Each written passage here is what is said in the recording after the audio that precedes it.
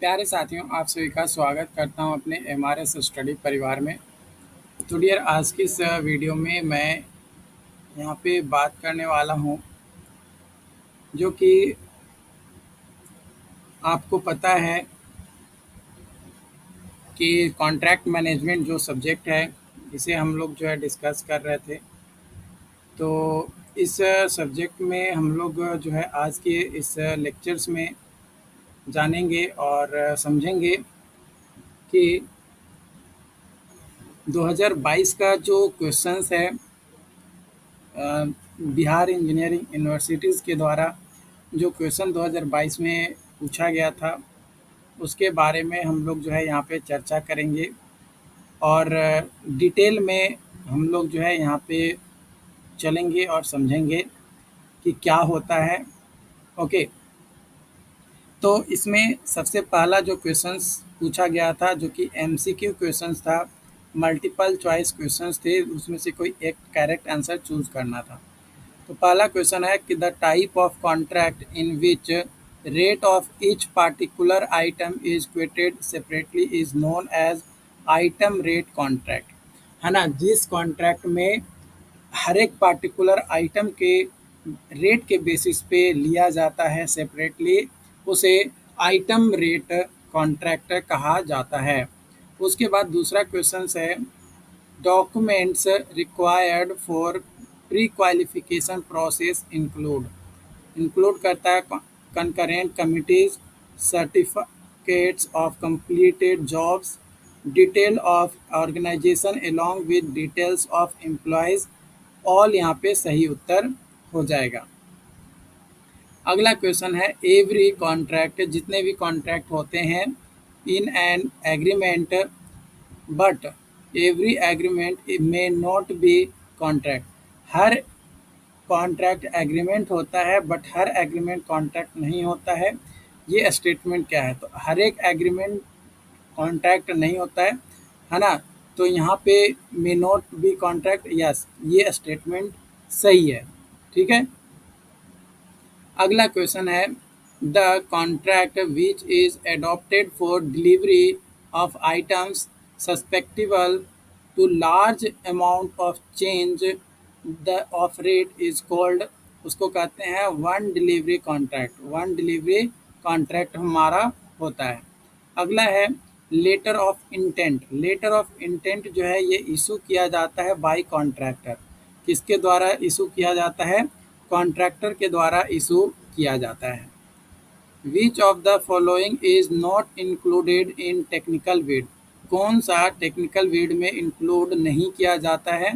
तो वो है total price of project. Total price of project को इंक्लूड नहीं किया जाता है। ड्यूरिंग द कंस्ट्रक्शन पीरियड, है ना, कंस्ट्रक्शन पीरियड के दौरान price variation clause is constants caters to, है ना, कॉन्स्टेंट कैटर्स टू। तो ये कैटर्स करता है आपका variation in total cost of project on ad hoc basis, ad hoc basis पे। Identify the incorrect pair. Incorrect pair को आइडेंटिफाई करना है। तो आइटम रेट कॉन्ट्रैक्ट और payment were done early to the construction, ये गलत पेयर है। बाकी पीस ऑफ वर्क कॉन्ट्रैक्ट जो होता है वो PT work and regular maintenance work के लिए होता है। लमसम कॉन्ट्रैक्ट अडॉप्ट किया जाता है फॉर बिल्डिंग एंड ब्रिज और इलेक्ट्रिकल वर्क के लिए।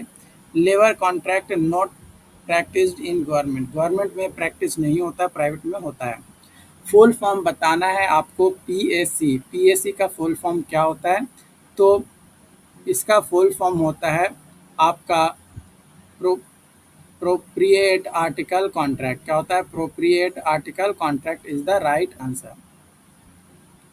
अगला क्वेश्चन है आपका यहाँ पे, if the payment is done based on actual quantities of the item of work completed, then that of type of contract is called item rate contract. है ना, आइटम के एक्चुअल क्वांटिटी के हिसाब से जब पेमेंट होता है तो आइटम रेट कॉन्ट्रैक्ट जो है हमारा वो होता है। ओके। उसके बाद अगला क्वेश्चन है यहाँ पे, जो कि सब्जेक्टिव क्वेश्चन अब आपका आ रहा है। सब्जेक्टिव क्वेश्चन पूछा जा रहा है कि कॉन्ट्रैक्ट मैनेजमेंट क्या होता है। तो कॉन्ट्रैक्ट मैनेजमेंट एक तरीके का प्रोसेस होता है जिसमें इफ़ेक्टिव ओवरसीइंग, एडमिनिस्ट्रेटिंग और कंट्रोलिंग होता है कॉन्ट्रैक्ट्स का from initial to completion stage, यानी इनिशियल टू फाइनल स्टेज तक इंश्योर किया जाता है उसमें कि हर एक पार्टीज इन्वॉल्व होना चाहिए और फुलफिल देयर ऑब्लिगेशन, और जो भी डिजायर्ड आउटकम्स है वो हमारा अचीव होना चाहिए। इसमें वेरियस एक्टिविटीज़ इन्वॉल्व होते हैं, contract creation, negotiation, execution, monitoring और एनालिसिस। उसके बाद अगला क्वेश्चन है, highlight the factors that affect contract management. कौन कौन से फैक्टर्स हैं जो अफेक्ट करते हैं कॉन्ट्रैक्ट मैनेजमेंट में को। तो कॉन्ट्रैक्ट मैनेजमेंट को अफेक्ट करने वाले फैक्टर्स हैं जिसमें सबसे पहला है contract terms and condition. Contract का टर्म्स एंड कंडीशन कैसा है, क्लैरिटी है, स्पेसिफिसिटी और इन्फोर्सिबिलिटी। इन तीन चीज़ों पे कॉन्ट्रैक्ट का टर्म्स एंड कंडीशन के बेसिस पे जो कॉन्ट्रैक्ट मैनेजमेंट है वो हमारा अफेक्टेड होता है।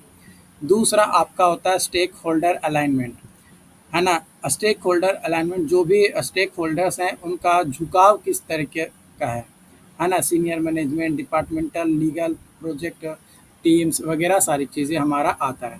रिस्क मैनेजमेंट, अगर रिस्क प्रॉपर तरीके से मैनेज किया जाएगा तो जो कॉन्ट्रैक्ट मैनेजमेंट है वो सही तरीके से होगा। अगर रिस्क को प्रॉपर तरीके से मेंटेन मैनेज नहीं किया जाएगा तो रिस्क को भी जो है हम मैनेज नहीं कर पाएंगे, तो कॉन्ट्रैक्ट को भी नहीं होगा। कम्युनिकेशन और कोलैबोरेशन, इफ़ेक्टिव कम्युनिकेशंस होना चाहिए और कोलैबोरेट करना चाहिए एक दूसरे से, ताकि एक दूसरे के बारे में समझ सके और भी फ्यूचर और क्लियर टाइम कम्युनिकेशंस हमारा बना रहे एक दूसरे के साथ, है ना। मतलब कोलैबोरेट करने से क्या होता है कि उसका ज्ञान आपको मिलेगा, आपका ज्ञान उसको मिलेगा, मतलब दो आइडिया मिलकर एक जगह काम किया जा रहा है। Performance monitoring and measurement, performance को मॉनिटर करना और मेज़र करना प्रॉपर तरीके से की परफॉर्मेंस इंडिकेटर की मदद से उसको डिफाइन करते हैं और एक बेंचमार्क सेट करके प्रॉपर तरीके से इम्प्लीमेंट करके इवेल्युएट करते हैं प्रोग्रेस को अगेंस्ट दीज मैट्रिक्स। उसके बाद compliance and governance, obviously legal और रेगुलेटरी रिक्वायरमेंट्स होने चाहिए कॉन्ट्रैक्ट मैनेजमेंट में। और चेंज मैनेजमेंट, अगर किसी चीज़ को लेकर या कोई ड्राइंग को लेकर या किसी प्रोसेस को लेकर अगर चेंज करना है तो उसके लिए भी एक मैनेजमेंट हमारा होना चाहिए कि किस तरीके से चेंज करें ताकि जो हमारा टाइम है वो हमारा ज़्यादा इफ़ेक्ट ना पड़े हमारे टाइम टेबल पे। टेक्नोलॉजी और टूल्स को भी अपडेट करना बहुत ज़रूरी है। अगर आप टेक्नोलॉजी और टूल्स को अपडेट नहीं कर रहे हैं तो ऑब्वियसली आपका कॉन्ट्रैक्ट मैनेजमेंट कहीं न कहीं आपका मार खाएगा, आपका डिले होगा। ओके, उसके बाद अगला क्वेश्चन है, यहाँ पे क्वेश्चन बोला जा रहा है कि डिस्कस करना है कि ब्रीफ डिफरेंट डॉक्यूमेंट्स, अलग अलग डॉक्यूमेंट्स को यहाँ पे जो है बताना है।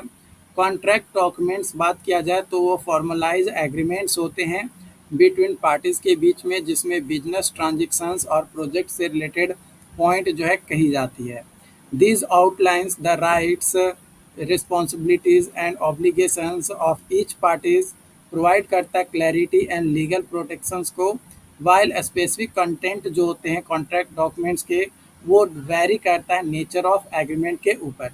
टाइप्स ऑफ कॉन्ट्रैक्ट डॉक्यूमेंट में बात किया जाए तो सबसे पहला है एग्रीमेंट, जो कि प्राइमरी डॉक्यूमेंट्स होता है, जो कि एक set of terms and conditions लिखे होते हैं जिसमें कौन पार्टी इन्वॉल्व होगा, स्कोप ऑफ वर्क क्या होगा, पेमेंट टर्म्स क्या होंगे, टाइमलाइंस क्या होगा, और भी कुछ अगर स्पेसिफिक प्रोविजंस हैं तो वो मेंशन होते हैं। उसके बाद टर्म्स एंड कंडीशन, ये जो डॉक्यूमेंट है इसमें जनरल रूल्स और रेगुलेशन दिए जाते हैं कि कौन कौन से रूल्स और रेगुलेशन गवर्न किए जाएंगे, है ना। एक कवर करता है important aspects like dispute resolution, termination clause, warranties और limitation of liabilities. Statement of work, ये कॉमनली यूज किया जाता है प्रोजेक्ट में, जहाँ पे स्टेटमेंट ऑफ वर्क प्रोवाइड करता है एक detail description of task, deliverables and milestone involve होता है। इसमें क्लैरिफाई किया जाता है प्रोजेक्ट ऑब्जेक्टिव्स को, स्कोप्स को, रिसोर्सेज को, टाइमलाइंस को, और इनेबल करता है बेटर प्रोजेक्ट मैनेजमेंट और अकाउंटेबिलिटी को। रिक्वेस्ट फॉर प्रपोजल्स, ये यूज किया जाता है प्रोक्यूरमेंट प्रोसेस के लिए। जो RFP है ये एक डॉक्यूमेंट होता है जो कि सॉलिसिट्स होते हैं बिड्स फ्रॉम पोटेंशियल सप्लायर्स और कॉन्ट्रैक्टर्स के। It includes project specifications, requirements, evaluations, criteria, contractual terms. Supplier submit करता है प्रपोजल आउटलाइनिंग को फॉर देयर अप्रोच, प्राइसिंग और कंपैटिबिलिटी के हिसाब से। परचेज ऑर्डर पीओ, पीओ जो है कॉमर्शियल डॉक्यूमेंट्स होता है जो कि इशू किया जाता है बायर टू द सेलर को, जो इंडिकेट करता है इंटेंट टू परचेज गुड्स और सर्विसेज को भाई हम एलिजिबल है, जिसमें आपका मेंशन होता है description of items, quantities, price, payment terms और delivery information. Service level agreement, जो सर्विस लेवल एग्रीमेंट है ये भी एक डॉक्यूमेंट्स होता है जो उसमें परफॉर्मेंस स्टैंडर्ड्स और एक्सपेक्टेशंस फॉर सर्विस प्रोवाइडर क्या होना चाहिए वो दिया हुआ होता है। फिर नॉन डिस्क्लोजर एग्रीमेंट होता है जो कि कॉन्फिडेंशियलिटी एग्रीमेंट होता है, जिसमें ये बताया जाता है कि कुछ वैसे सेंसिटिव इंफॉर्मेशंस होते हैं जो किसी और पार्टीज के साथ आप शेयर नहीं कर सकते हो। उसके बाद आपका आता है memorandum of understanding, MOU. MOU एक प्रिलिमिनरी एग्रीमेंट्स होते हैं जिसमें कुछ सर्टेन टर्म्स लिखे हुए रहते हैं या कुछ टाइमलाइंस दिए हुए रहते हैं ज्वाइंट वेंचर्स और पार्टनरशिप के साथ कि भाई आपको ये काम, ये छोटा सा काम है, इस छोटे से काम को इतना दिन के अंदर आपको जो है कंप्लीट कर देना है। वो भी सब्जेक्टिव क्वेश्चन है जो कि क्वेश्चन बोल रहा है कि शॉर्ट नोट्स बताना है, किस पे लिखना है short notes? Breach of contract. Breach का मतलब होता है टूटना। कॉन्ट्रैक्ट का टर्म कब टूटता है, किस कंडीशन में टूटता है, वो बात करेंगे। तो breach of contract occur when one party fails to fulfil its obligations as outlined in legally binding agreement between two or more parties. जब दो या दो से अधिक पार्टी के बीच में जो लीगल बाइंडिंग एग्रीमेंट किया गया था और उसमें जो भी टर्म्स एंड कंडीशन दिए गए थे, जो भी टाइमलाइंस दिए गए थे, या जो भी क्वालिटी के बारे में बात किया गया था, वो क्वालिटी अगर प्रॉपर तरीके से मेंटेन नहीं किया गया तो उस कंडीशन में वो जो कॉन्ट्रैक्ट होता है वो ब्रीच हो जाता है, टूट जाता है। ठीक है, यानी violation of terms and condition agreed upon the contract between the parties. Types of breach, दो मेन टाइप्स होते हैं ब्रीच के। पहला मटेरियल ब्रीच और दूसरा इममटेरियल ब्रीच। मटेरियल ब्रीच में सिग्निफिकेंट होता है violation that goes to core of the contract, while immaterial में माइनर वायलेशंस होता है that does not significantly impact the overall agreement. है ना, इममटेरियल ब्रीच में क्या होता है कि थोड़ा बहुत माइनर वायलेशंस होता है जिसके कारण से ओवरऑल जो एग्रीमेंट होता है वो हमारा अफेक्ट नहीं होता है। लेकिन मटेरियल ब्रीच में क्या होता है कि कोर ऑफ कॉन्ट्रैक्ट को जो है अफेक्ट करता है वायलेशंस के कारण से, जिसके कारण से हमारा ओवरऑल जो एग्रीमेंट है वो कहीं ना कहीं इम्पैक्टेड होता है। Effect of breach, when breach of contract occurs, non-breaching parties may be entitled to several remedies, including monetary damage, a specific performance, forcing the breaching party to fulfill their obligation, और cancellation of contract। Contract भी कई बार जो है cancel हो जाता है। Anticipatory breach, anticipatory breach, इसमें क्या होता है कि जब एक पार्टी इंडिकेट करता है through other words or action and intention not to fulfill their contractual obligation before the performance is due. In such case, non-breaching party can consider the contract terminated and pursue legal remedy। जो भी legal remedies होता है वो वहां पे लेता है और कॉन्ट्रैक्ट को क्या करता है, कंसीडर करता है कि भाई टर्मिनेट कर दिया जाए। जो हमारा पर्सन है वो या जो कंपनी है वो प्रॉपर तरीके से फुलफिल हमारा नहीं कर पा रहा है इस कारण से, है ना, मतलब उसको टर्मिनेट कर दिया जाता है। ओके, उसके बाद है आपका मिटिगेशन। अगर ब्रीच मान लो कि अकर हो गया कॉन्ट्रैक्ट में, तो उसको कैसे ख़त्म कर सकते हैं? तो उसको ख़त्म करने के लिए मिनिमाइज करते हैं losses by taking reasonable steps. कुछ स्टेप्स हम लोग फॉलो करते हैं ताकि आगे फर्दर हमारा डैमेज ना हो और उससे हमारा कम से कम नुकसान हो। यही एक रास्ता होता है। Defences to breach, some common defences होते हैं टू ब्रीच द कॉन्ट्रैक्ट, जिसमें इंक्लूडेड होता है performance become objectively impossible, frustration of purpose when unforeseen circumstances make the contract valueless, mutual agreement to modify or terminate the contract. ये defences to breach होता है। Damages के बारे में अगर बात किया जाए तो नॉन ब्रीचिंग पार्टीज जो होता है वो इंटाइटल करता है वेरियस टाइप्स ऑफ डैमेजेस को, जैसे compensatory damage, consequential damage, punitive damage, ये सारे डैमेजेस होते हैं। Statue statute of limitation, time limit होता है within which party can file a lawsuit for breach of contract. The statute of limitations vary करता है depending on the jurisdictions and types of contract के basis पे। Legal रिकोर्सेज होते हैं if अगर कोई ब्रीच अकर हो जाता है तो नॉन ब्रीचिंग पार्टी चूज करता है to resolve the matter through negotiation, mediation or litigation. नहीं चाहता है नॉन ब्रीचिंग पार्टी कि भाई हमें कोर्ट जाना पड़े, क्योंकि कोर्ट जाने के बाद फायदा तो होगा, पैसा तो मिलेगा, कंपनसेशन ज़्यादा भी मिलेगा, क्योंकि जितना ज़्यादा डिले होगा उतना पैसा मिलेगा, लेकिन टाइम टेकिंग ज़्यादा होता है। इसलिए जो नॉन ब्रीचिंग पार्टीज होता है वो चाहता है कि नेगोशिएशन से, मेडिएशन से या लिटिगेशन प्रोसेस की मदद से नेगोशिएट करके आपस में समझौता कर लिया जाए।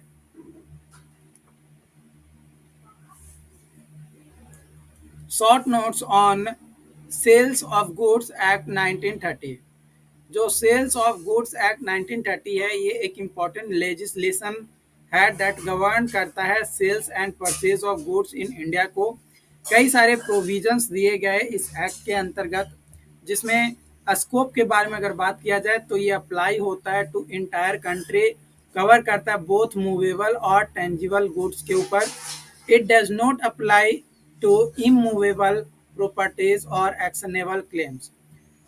जो एक्ट होता है वो डिफाइन करता है sale as a contract where the seller transfer और agrees to transfer the ownership of goods to the buyer in exchange of price.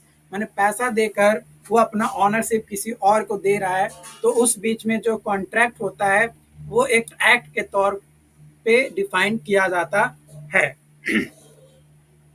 Essential elements for contract of sale to be valid, it must be essential element जैसे offer, acceptance, consideration और intention to transfer ownership होता है। Condition and warranties, obviously act distinguish between conditions and warranties. Conditions are essential terms of the contract while warranties are secondary terms. Breach of condition gives the buyer the right to reject the goods, while breach the warranty allows the buyer to claim damages. मतलब अगर warranty कोई देता है, इसका मतलब कि आप product में कोई भी डैमेजेस हुआ है उसको क्लेम कर सकते हैं और उसको सही करवा सकते हैं। लेकिन अगर कंडीशन में ब्रीचेज आ जाए तो जो भी गुड्स आपने परचेज किया है उस गुड्स को रिजेक्ट कर सकते हैं, रिटर्न करके आप अपना पैसा प्राप्त कर सकते हैं जो भी सेलर बेच रहा था उससे। ट्रांसफर ऑफ ऑनरशिप, ये जो एक्ट है ये प्रोवाइड करता है rules for the transfer of ownership of goods. Generally ownership passes when parties intended it to pass and goods are in deliverable state. मतलब डिलीवर हो गया गुड्स, जो भी आपने सामान मंगवाया, जो भी प्रोडक्ट आपने मंगवाया वो तब। Sale by descriptions and sample, जो भी डिस्क्रिप्शन, मान लो कि आप ऑनलाइन प्रोडक्ट खरीद रहे हो और उसमें आप डिस्क्रिप्शन को देख के ही या सैंपल को देख के ही आप खरीदते हो, तो मान लो कि जो भी आपने सैंपल देखा या डिस्क्रिप्शन देखा वो एज पर सैंपल्स नहीं आपको मिला तो बायर जो है उसे रिजेक्ट करके अपना पैसा रिटर्न ले सकता है। इम्प्लीमेंट इम्प्लाइड कंडीशंस, ये जो एक्ट है ये अप्लाइज होता है certain conditions into contract of sale such as sellers having the right to sell the goods, goods being satisfactory quality और goods being fit for their intended purpose. जिस purpose के लिए आप बेचा जा रहा है वो पर्पस सही होना चाहिए। Remedies for breach, in case breach of contract, अगर कुछ गड़बड़ी होता है, the act provide various remedies for both the buyer and seller. These include rejecting the goods, claiming damages, a specific performance, and right to sue for new unpaid price। Auction sales, ये जो act है ये content करता है specific provisions for goods sold at auction including rules regarding reserve price, withdrawal of goods, rights and liabilities of auctioneer, rights and duties of unpaid seller. जो act होता है वो आउटलाइंस होता है the rights and duties of an unpaid seller against the goods such as the right to withhold delivery, stoppage in transit and right to resell the goods, है ना। मतलब ये भी अधिकार उसमें दिया जाता है सेलर के द्वारा कि भाई आप हमसे तो आप प्रोडक्ट खरीद लिए, लेकिन अगर आपका मन करे कि किसी और को बेचना है मुझे तो आप किसी और को भी बेच सकते हैं, हमें कोई आपत्ति इसमें नहीं होगा, है ना।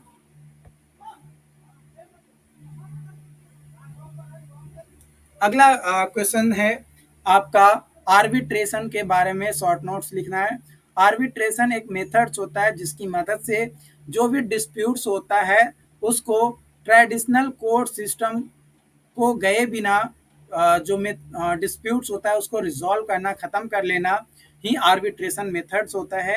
इसमें पार्टीज एग्री होता है to have their dispute settled by one और more arbitrator who are neutral and independent individuals chosen by the parties are designated in the accordance with the applicable rules and law।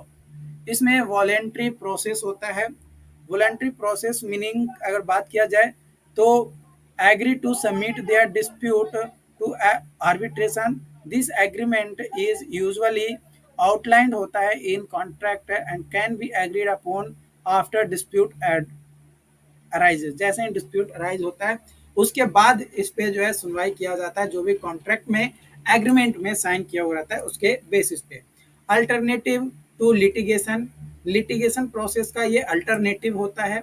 और binding decision, decision जो होता है वो arbitrator और panel of arbitrator listen करता है, दोनों side के बातों को सुनता है और उसके बाद एक सजेशन देता है कि भाई आप इस तरीके से कर सकते हो, और एक आर्बिट्रल अवार्ड देता है। जो डिसीजंस होते हैं वो इन्फोर्सेबल होता है इन कोर्ट और is final with limited opportunities for appeal. Limited person के लिए होता है। जो डिसीजन मेकर होता है वो न्यूट्रल होता है, किसी के भी बहकावे में नहीं आता है, और वो अपने फील्ड में, जिस फील्ड से रिलेटेड डिस्प्यूट्स हुआ है उस फील्ड में वो क्या होता है, एक्सपर्ट होता है।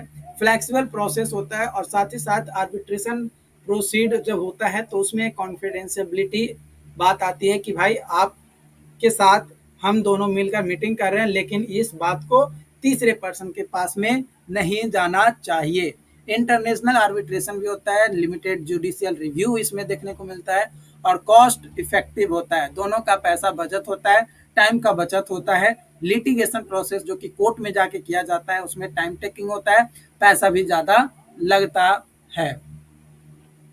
फाइनलिटी एंड इन्फोर्सिबिलिटी जो होता है वो आपका इन्फोर्सेबल होता है और रिकॉग्नाइज किया जाता है, कई सारे देश के द्वारा ये चीज़ें जो है अपनाया गया है।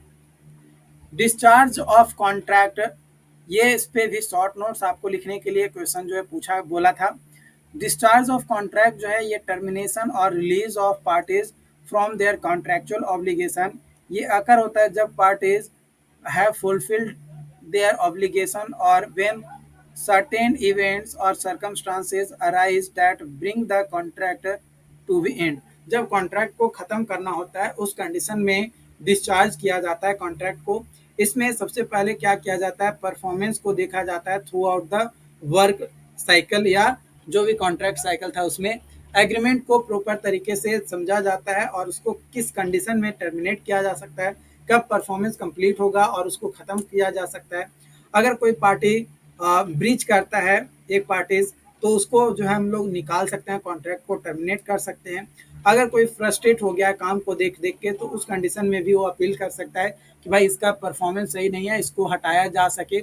Impossibility and operation of law and lapse of time, जिसमें सर्टेन कॉन्ट्रैक्ट में have to specific duration or expiry date once that pass, मतलब जो टाइम दिया गया है वो टाइम खत्म हो जाता है, तो उसके बाद उससे कॉन्ट्रैक्ट को ऑटोमेटिकली डिस्चार्ज कर दिया जाता है, मतलब उसका से कॉन्ट्रैक्ट छीन लिया जाता है कि भाई आपने जो वादा किया वो वादा आपने निभा नहीं पाया। ओके, जा रहा है कि what do you understand by lump sum contract. Lump sum contract से आप क्या समझते हैं?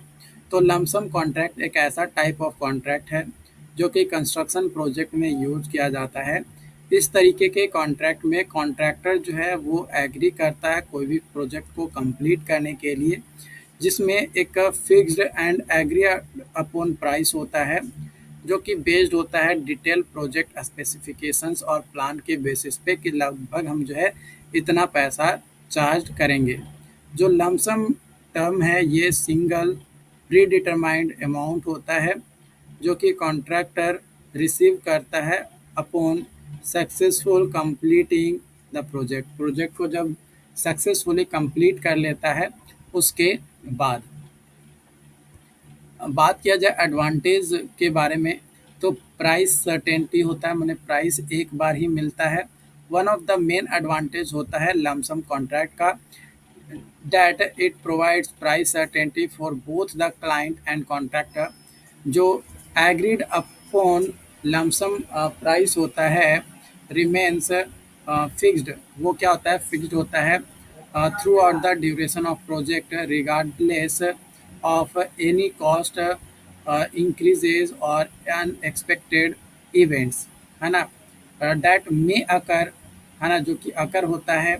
This allow the client to accurately budget for the project and estimate the risk of cost overruns।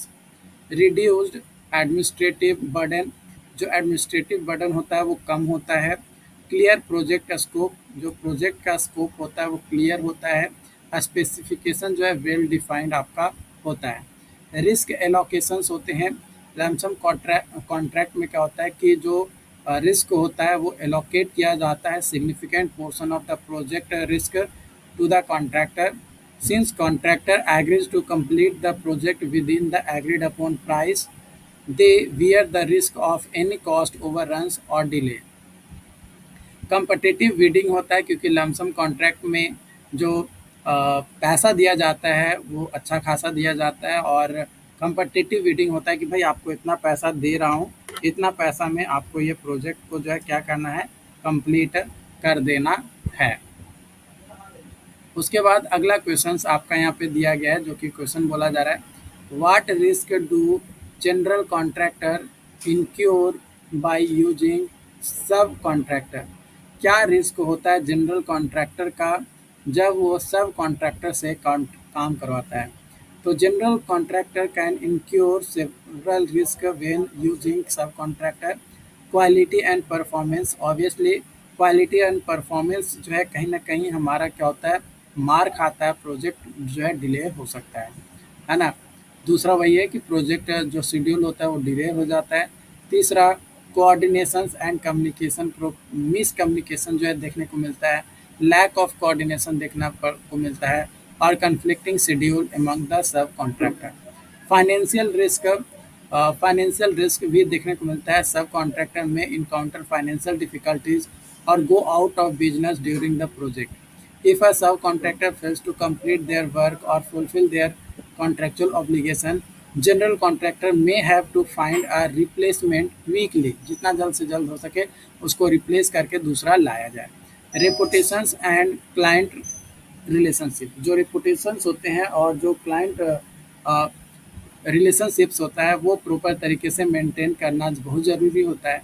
If सब कॉन्ट्रैक्टर्स परफॉर्म अ सब पर and they cause issues within project. It reflects poorly on the general contractor. Client satisfactions and trust can be compromised, potentially leading to a damaged reputations. Maintaining a strong relationships with the liable subcontractor and closely monitoring their work can help mitigate this risk. मतलब जो भी रेपुटेशंस होता है proper तरीके से maintain करना बहुत ज़रूरी होता है, क्योंकि अगर आप प्रॉपर तरीके से मेंटेन करके नहीं रखेंगे तो आपका जो रेपुटेशंस है वो ऑब्वियसली आपका खराब होगा।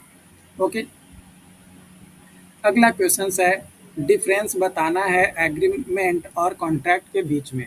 एग्रीमेंट और कॉन्ट्रैक्ट के बीच में अगर डिफरेंस के बारे में बात किया जाए तो एग्रीमेंट जो है वो अंडरस्टैंडिंग होता है between two or more parties, और कॉन्ट्रैक्ट जो होता है legal binding enforceable by agreement होता है बिटवीन टू पार्टीज। जो एग्रीमेंट होता है कैन बी फॉर्मल और इनफॉर्मल। कॉन्ट्रैक्ट जो होता है फॉर्मल स्ट्रक्चर्ड होता है ना, फॉर्मल और स्ट्रक्चर्ड होता है। एग्रीमेंट में be or may not have legal enforceability. Contract जो है लीगल इन्फोर्सिबिलिटी होता है। Agreement can formed through mutual consent and understanding. Agreement requires offer acceptance consideration and intention to create legal relation. Elements के बारे में बात किया जाए तो agreement may not require specific elements but must have a mutual understanding. लेकिन जो contract होता है वो रिक्वायर करता है essential elements like offer acceptance consideration intention to create legal relations and capacity to contract. बात किया जाए एग्रीमेंट का तो agreement can cover a wide range of matters including persons and non legal matters. Contract often used for commercial और legal matters. Agreement जो होता है वो आपका बाइंडिंग ऑब्लिगेशंस नहीं होता है, लेकिन जो कॉन्ट्रैक्ट होता है वो बाइंडिंग ऑब्लिगेशन होता है टू फुलफिल। एग्रीमेंट में और may not B legally binding, but contract जो है लीगली बाइंडिंग होता है एंड इन्फोर्सेबल होता है। Agreement remedies for breach may be limited और नॉन एग्जिस्टेंट, बट कॉन्ट्रैक्ट में लीगल रेमेडीज होता है अगर कॉन्ट्रैक्ट को अगर आप तोड़ते हैं तो।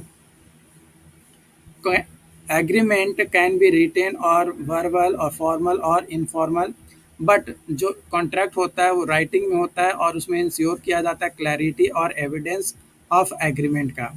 एग्जाम्पल के तौर पे बात किया जाए तो social agreements, gentleman's agreement, MOU, ये सारा एग्रीमेंट का एग्जाम्पल्स हैं।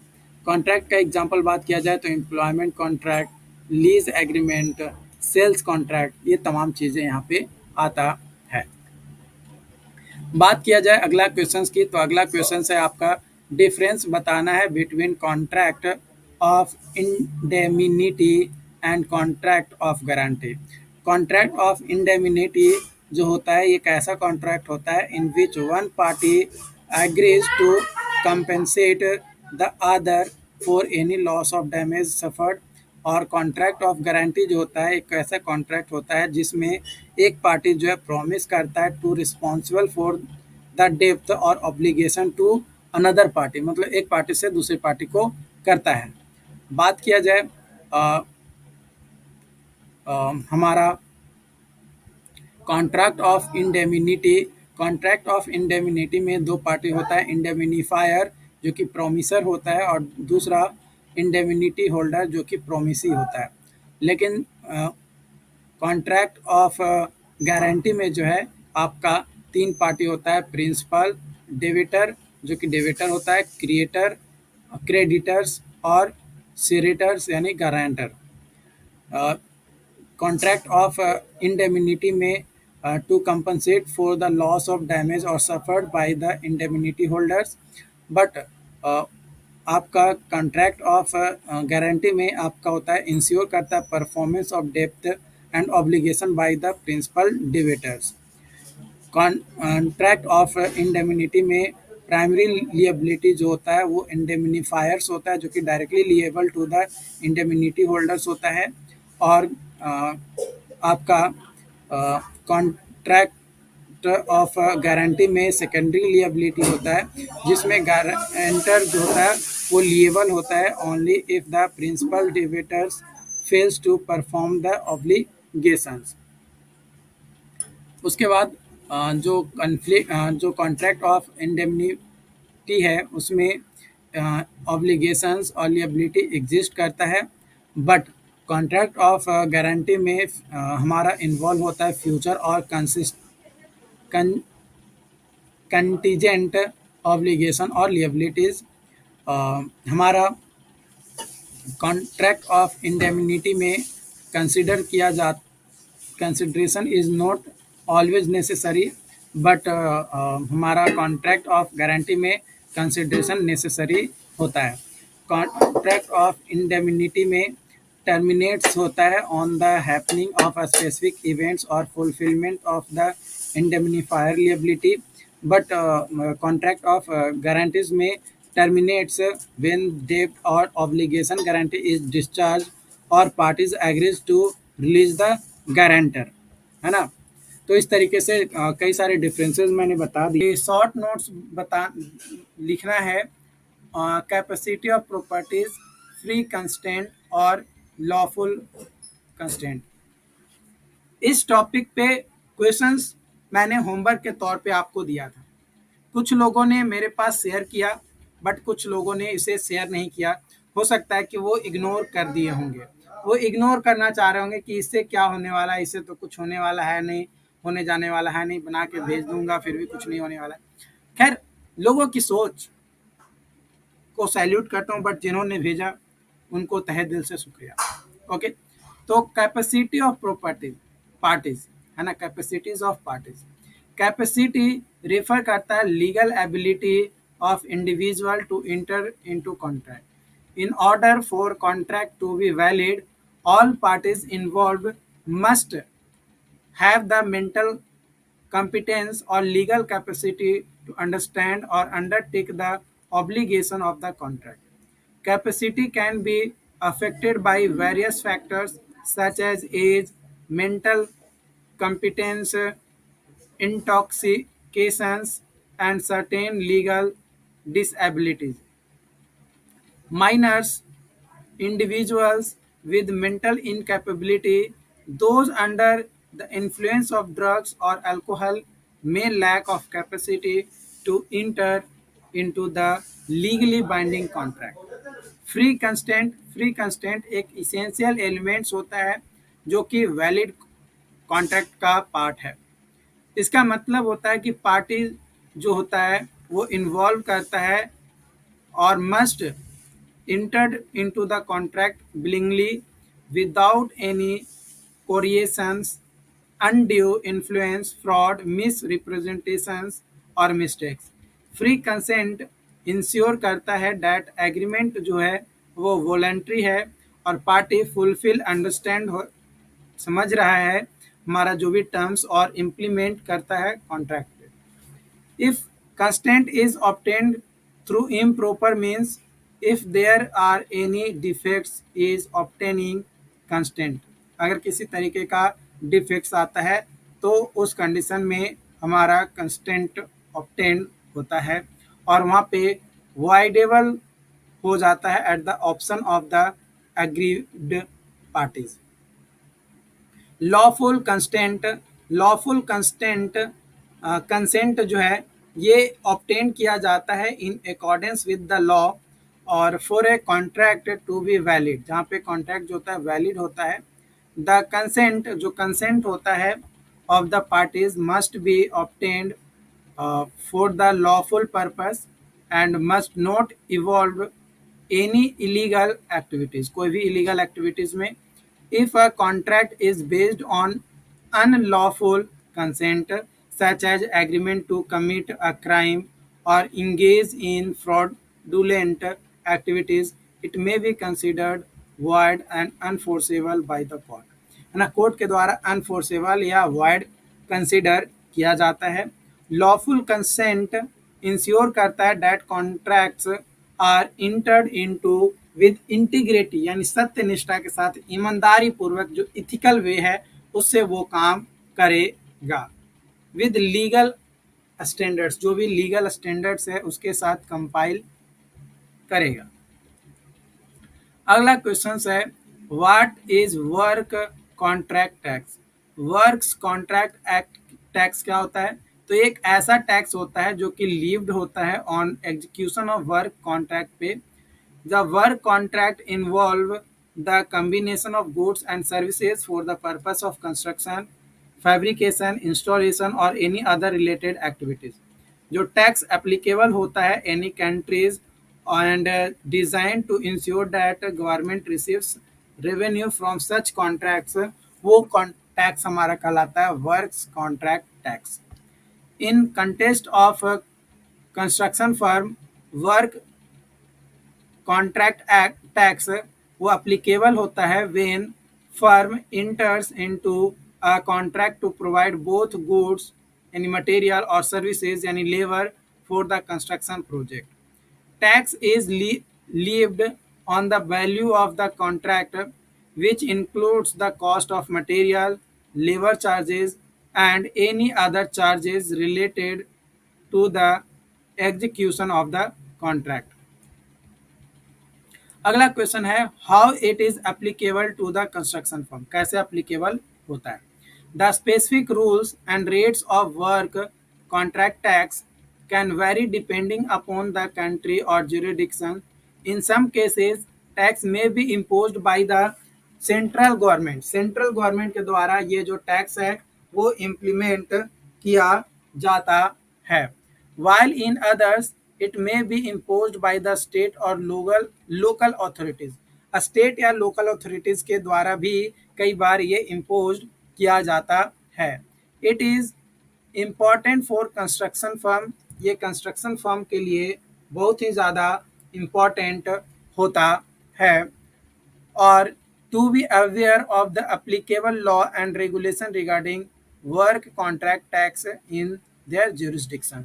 Typically, construction firm is responsible for the collecting and remitting the work contract tax to the relevant tax authorities. The tax amount is usually deducted from the payment made to the contractor by the client, and construction firm then pay the tax to the government. It is advisable for construction firm to maintain proper records and documentation of their works contracts, including details of the goods and services provided, the value of contract and applicable work contract tax. This help, ये help करता है ये ensure करने में कि compliance with tax law and facilitates accurate reporting and payment of tax. As tax law and regulation can be complex and subject to change, it is recommended to consult with a tax professional or seek guidance from the relevant tax authorities to understand the specific requirements and implementation of works contract tax for the construction firm in the particular jurisdictions. यहाँ पे simple आप ये मानो है ना, simple भाषा में अगर मैं समझाऊं तो वर्क कॉन्ट्रैक्ट टैक्स ये क्या है? जब आप कोई काम करते हो, चाहे कोई गुड्स या सर्विस प्रोवाइड करते हो कंस्ट्रक्शन में, फैब्रिकेशंस के लिए या इंस्टॉलेशन के लिए, किसी भी एक्टिविटीज़ में, तो आपको पैसा मिलता है और वो पैसा का कुछ पार्ट आप गवर्नमेंट को देते हो एज ए टैक्स के तौर पे। तो वो जो टैक्स कहलाता है वो कहलाता है वर्क कॉन्ट्रैक्ट टैक्स। यानी जो भी आपने कॉन्ट्रैक्ट लिया उससे जो भी आपको पैसा मिला उस पैसा में से कुछ पैसा आप सरकार को दिए एज ए टैक्स के तौर पे, तो वो पैसा कहलाता है वर्क कॉन्ट्रैक्ट टैक्स। और ये अप्लीकेबल होता है या तो सेंट्रल गवर्नमेंट अप्लाई कर सकता है या स्टेट गवर्नमेंट अप्लाई कर सकता है या कोई लोकल अथॉरिटीज के द्वारा वर्क कॉन्ट्रैक्ट टैक्स अप्लाई किया जाता है। Short notes on price escalation clause. Price escalation clause क्या होता है, ये आपको जो है बताना है यहाँ पे कि शॉर्ट नोट्स उस पे लिखना है, छोटा सा डिस्क्रिप्शन जो है आपको यहाँ पे देनी है, ये यहाँ पे जो है बोला जा रहा है। तो इसका आंसर हो जाएगा कि जो प्राइस एक्सकैलेशन क्लाउज है, इसे हम लोग एक्सकैलेशन प्रोविजंस या एक्सकैलेशन फार्मूला के नाम से भी जानते हैं। ये एक कॉन्ट्रेक्चुअल प्रोविजंस होता है जो कि अलाउ करता है हमें for adjustment to price of a product और service based on specific condition. अलग अलग कंडीशंस पे किसी भी प्रोडक्ट या सर्विसेज का जो भी प्राइस में एडजस्टमेंट होता है कॉन्ट्रेक्चुअल प्रोविजंस के अंदर, वो जो है हमारा प्राइस एक्सकैलेशन क्लाउज या एक्सकैलेशन फार्मूला या एक्सकैलेशन प्रोविजन जो है हमारा कहलाता है। प्राइमरी जो पर्पस होता है हमारा प्राइस एक्सकैलेशन क्लाउज का, वो ये होता है कि to account for the potential increase in cost. जो भी पोटेंशियल इंक्रीज इन कॉस्ट है ओवर टाइम, टाइम के साथ, such as inflation, change in input price या अदर जो भी फैक्टर्स हैं जो हमें अफेक्ट करता है कॉस्ट ऑफ प्रोडक्शन या डिलीवरी के प्राइसेस में, तो वो चीज़ों को अकाउंट करना, कैलकुलेट करना मेन पर्पस होता है प्राइस एक्सकैलेशन क्लाउज का। कॉन्ट्रैक्चुअल एग्रीमेंट भी आपको देखने को मिलता है। जो प्राइस एक्सकैलेशन क्लाउज होता है वो टिपिकली इंक्लूडेड होता है इन कॉन्ट्रैक्ट बिटवीन बायर और सेलर के बीच में, टू इंश्योर दैट, ये इंश्योर करने के लिए कि agreed upon price remains fair and reflective of revealing market condition through out the contract duration. जो भी कॉन्ट्रैक्ट का ड्यूरेशन रखा गया है उस कॉन्ट्रैक्ट ड्यूरेशन के अंदर हमारा जो है प्राइस होना चाहिए। मतलब एग्रीमेंट के दौरान मान लो कि प्राइस जो है 360 रुपये रखे हैं, लेकिन जब उसको डिलीवर किया जा रहा है तो उसमें वो 350 की जगह पे 370 कर दिया या 360 कर दिया, दो कुछ पैसे बढ़ा दिया, तो वो चीज़ें हमारा ना हो, ना वायर के एंड से और ना सेलर के एंड से, है ना। तो वो जो है एग्रीमेंट में जो चीज़ें लिखा हुआ रहता है उसके हिसाब से प्राइसेस जो है देनी होती है, ये यहाँ पे जो है बोला जा रहा है। Triggering factors. ट्रिगरिंग फैक्टर्स कुछ स्पेसिफिक कंडीशंस होते हैं या फैक्टर्स होते हैं जो कि ट्रिगर करता है प्राइस एडजस्टमेंट को अंडर एक्सकैलेशन क्लाउज, जो कि क्लियरली आपका मेंशन होना चाहिए, जो कि डिफाइंड होना चाहिए कॉन्ट्रैक्ट में। कई बार क्या होता है कि प्राइस जो बात किया जाता है सेलर और बायर के बीच में, कई बार कुछ फैक्टर्स होते हैं जो कि उसके कारण से अगर प्राइस चेंज हो रही है तो वो एक्स्ट्रा पे करना पड़ेगा बायर को और सेलर को वो मिलना चाहिए, ये यहाँ पे बोला जा रहा है। तो कौन कौन से वो फैक्टर्स हैं जिसके कारण से अगर प्राइस में चेंजेस आ रहा है तो बायर को देना ही पड़ेगा, जो बाई कर रहा है प्रोडक्ट को, जो कंज्यूम कर रहा है प्रोडक्ट को, उसको वो देना ही पड़ेगा। जैसे change in labour cost, raw material prices, taxes, currency exchange rate और भी कुछ रेलिवेंट इंडिकेटर जो इम्पैक्ट करता है, वो उसमें अगर हो रहा है तो वो ट्रिगर करेगा, प्राइस में चेंजेस आएगा। कैलकुलेशन मेथड, फार्मूला और मेथड जो यूज़ किया जाता है प्राइस एडजस्टमेंट को कैलकुलेट करने के लिए, वो बेस्ड होता है ऑन फिक्स्ड परसेंटेज इंक्रीज पे, और ये एक स्पेसिफिक इंडेक्स होता है जिसको हम लोग जो है कंज्यूमर प्राइस इंडेक्स कहते हैं, या फिर कम्बिनेशन फैक्टर्स हमारा होता है जो कि एग्रीड अपॉन बोथ पार्टीज, दोनों पार्टीज जो एग्री किया था उसके ऊपर। फ्रीक्वेंसी ऑफ एडजस्टमेंट जो होता है वो वैरी करता है। कुछ कॉन्ट्रैक्ट्स में ये स्पेसिफाई हुआ है, उसमें फिक्स्ड पीरियड दिया जाता है फॉर एडजस्टमेंट, जैसे एनुअली या 6 मंथ या 2 ईयर्स 10 ईयर्स। लेकिन कुछ वैसे भी एडजस्टमेंट अलाउ किए जाते हैं जो कि डिस्क्रिशंस होता है, उसमें नाइदर पार्टी और बेस्ड ऑन स्पेसिफिक इवेंट के बेसिस पे या कुछ माइलस्टोन के बेसिस पे जो है एडजस्टमेंट किया जाता है। ट्रांसपेरेंसी एंड डॉक्यूमेंटेशन, ऑब्वियसली जब भी प्राइस एक्सकलेशन किया जाता है तो उस समय एक ट्रांसपेरेंसी मिलना चाहिए और डॉक्यूमेंटेशन हमारा प्रॉपर होना चाहिए, सपोर्टिंग डॉक्यूमेंट प्रॉपर तरीके से होना चाहिए। कई बार प्राइस एस्केलेशन के दौरान कुछ नेगोशिएशंस और एग्रीमेंट भी पार्टीज के बीच में किया जाता है, ताकि जो टर्म्स एंड कंडीशंस है वो केयरफुली रिव्यू किया जा सके और उस टर्म्स एंड कंडीशन के बेसिस पे ही कितना रिस्क टॉलरेंस हमारा होगा, या दोनों बायर का या सेलर का या दोनों पार्टी को, वो यहाँ पे इंश्योर किया जाता है। लीगल कंप्लियंस ये एक इसेंशियल कंसिडरेशंस होता है, लीगल रिक्वायरमेंट्स और रिस्ट्रिक्शंस जो कि रिलेटेड होता है हमारा प्राइस एक्सकेलेशन से, और जो सर्टेन जुरिस्डिक्शंस होता है उस पर इम्पोज किया जाता है, जो कि लिमिटेड या लिमिटेशंस आपको देखने को मिलता है इंक्लूजन्स और application of such provisions, particularly in regulated industries or public procurement. Potential benefits and challenges, price escalation clause जो होता है वो हेल्प करता है mitigate the risk of unexpected cost increasing for both buyer and seller, है ना, buyer और seller दोनों के लिए unexpected cost increase होता है, इसलिए जो रिस्क होता है उसको मिटिगेट करने में मदद करता है price एक्सकेलेशन। They can also introduce complexity, ये इंट्रोड्यूस करता है कॉम्प्लेक्सिटी और पोटेंशियल डिसएग्रीमेंट को, इफ़ नॉट प्रॉपरली डिफाइंड, अगर प्रॉपर तरीके से ये चीज़ें डिफाइन नहीं किया जाएगा तब। If market conditions deviate significantly from initial expectation, जो इनिशियल एक्सपेक्टेशंस था, उम्मीद था, उससे ज़्यादा डेविएट कर रहा है तो उसमें भी जो है हमारा डिसएग्रीमेंट देखने को मिलता है। तो उस कंडीशंस में क्या होता है, अगर ज़्यादा डिस एग्रीमेंट देखने को मिल रहा है तो प्रोफेशनल एडवाइस लिया जाता है कि भाई जो नॉलेजेबल हैं, जिनके पास ऑलरेडी एक्सपीरियंस है या उस फील्ड में वो काम कर रहे थे, उनका क्या कहना है, वो चीज़ें जो है यहाँ पे लागू किया जाता है। ओके, अगला क्वेश्चन है यहाँ पे लिक्विडेटेड डैमेज और पेनल्टीज़ के ऊपर भी जो है आपको शॉर्ट नोट्स लिखने हैं।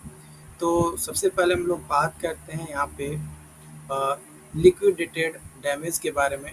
तो लिक्विडेटेड डैमेज जो है ये प्री डिटरमाइंड अमाउंट होता है कंपनसेशन के लिए, जो कि पार्टीज को एडवांस में एग्री करना पड़ता है कि भाई आप ये काम ले रहे हो तो आपको इतना कंपनसेशन देना पड़ेगा, जो कि प्री डिटरमाइंड होता है, आपका लॉस हो या ना हो आपको इतना पैसा आपको देना पड़ेगा, है ना, काम पूरा करने के बाद, मतलब कॉन्ट्रैक्ट में ही ये चीज़ें दिया रहता है।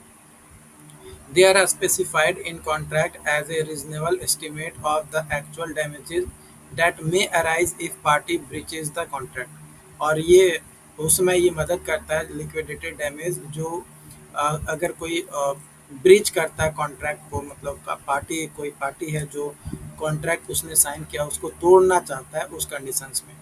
लिक्विडेटेड डैमेज क्लाउज सर्व करता है टू प्रोवाइड सर्टेनिटी और mitigate the difficulty of proving actual damages in court, जो भी एक्चुअल डैमेजेस हुआ है उसको प्रूफ के तौर पे कोर्ट में ये जो है प्रोवाइड कर सकता है उसके regarding.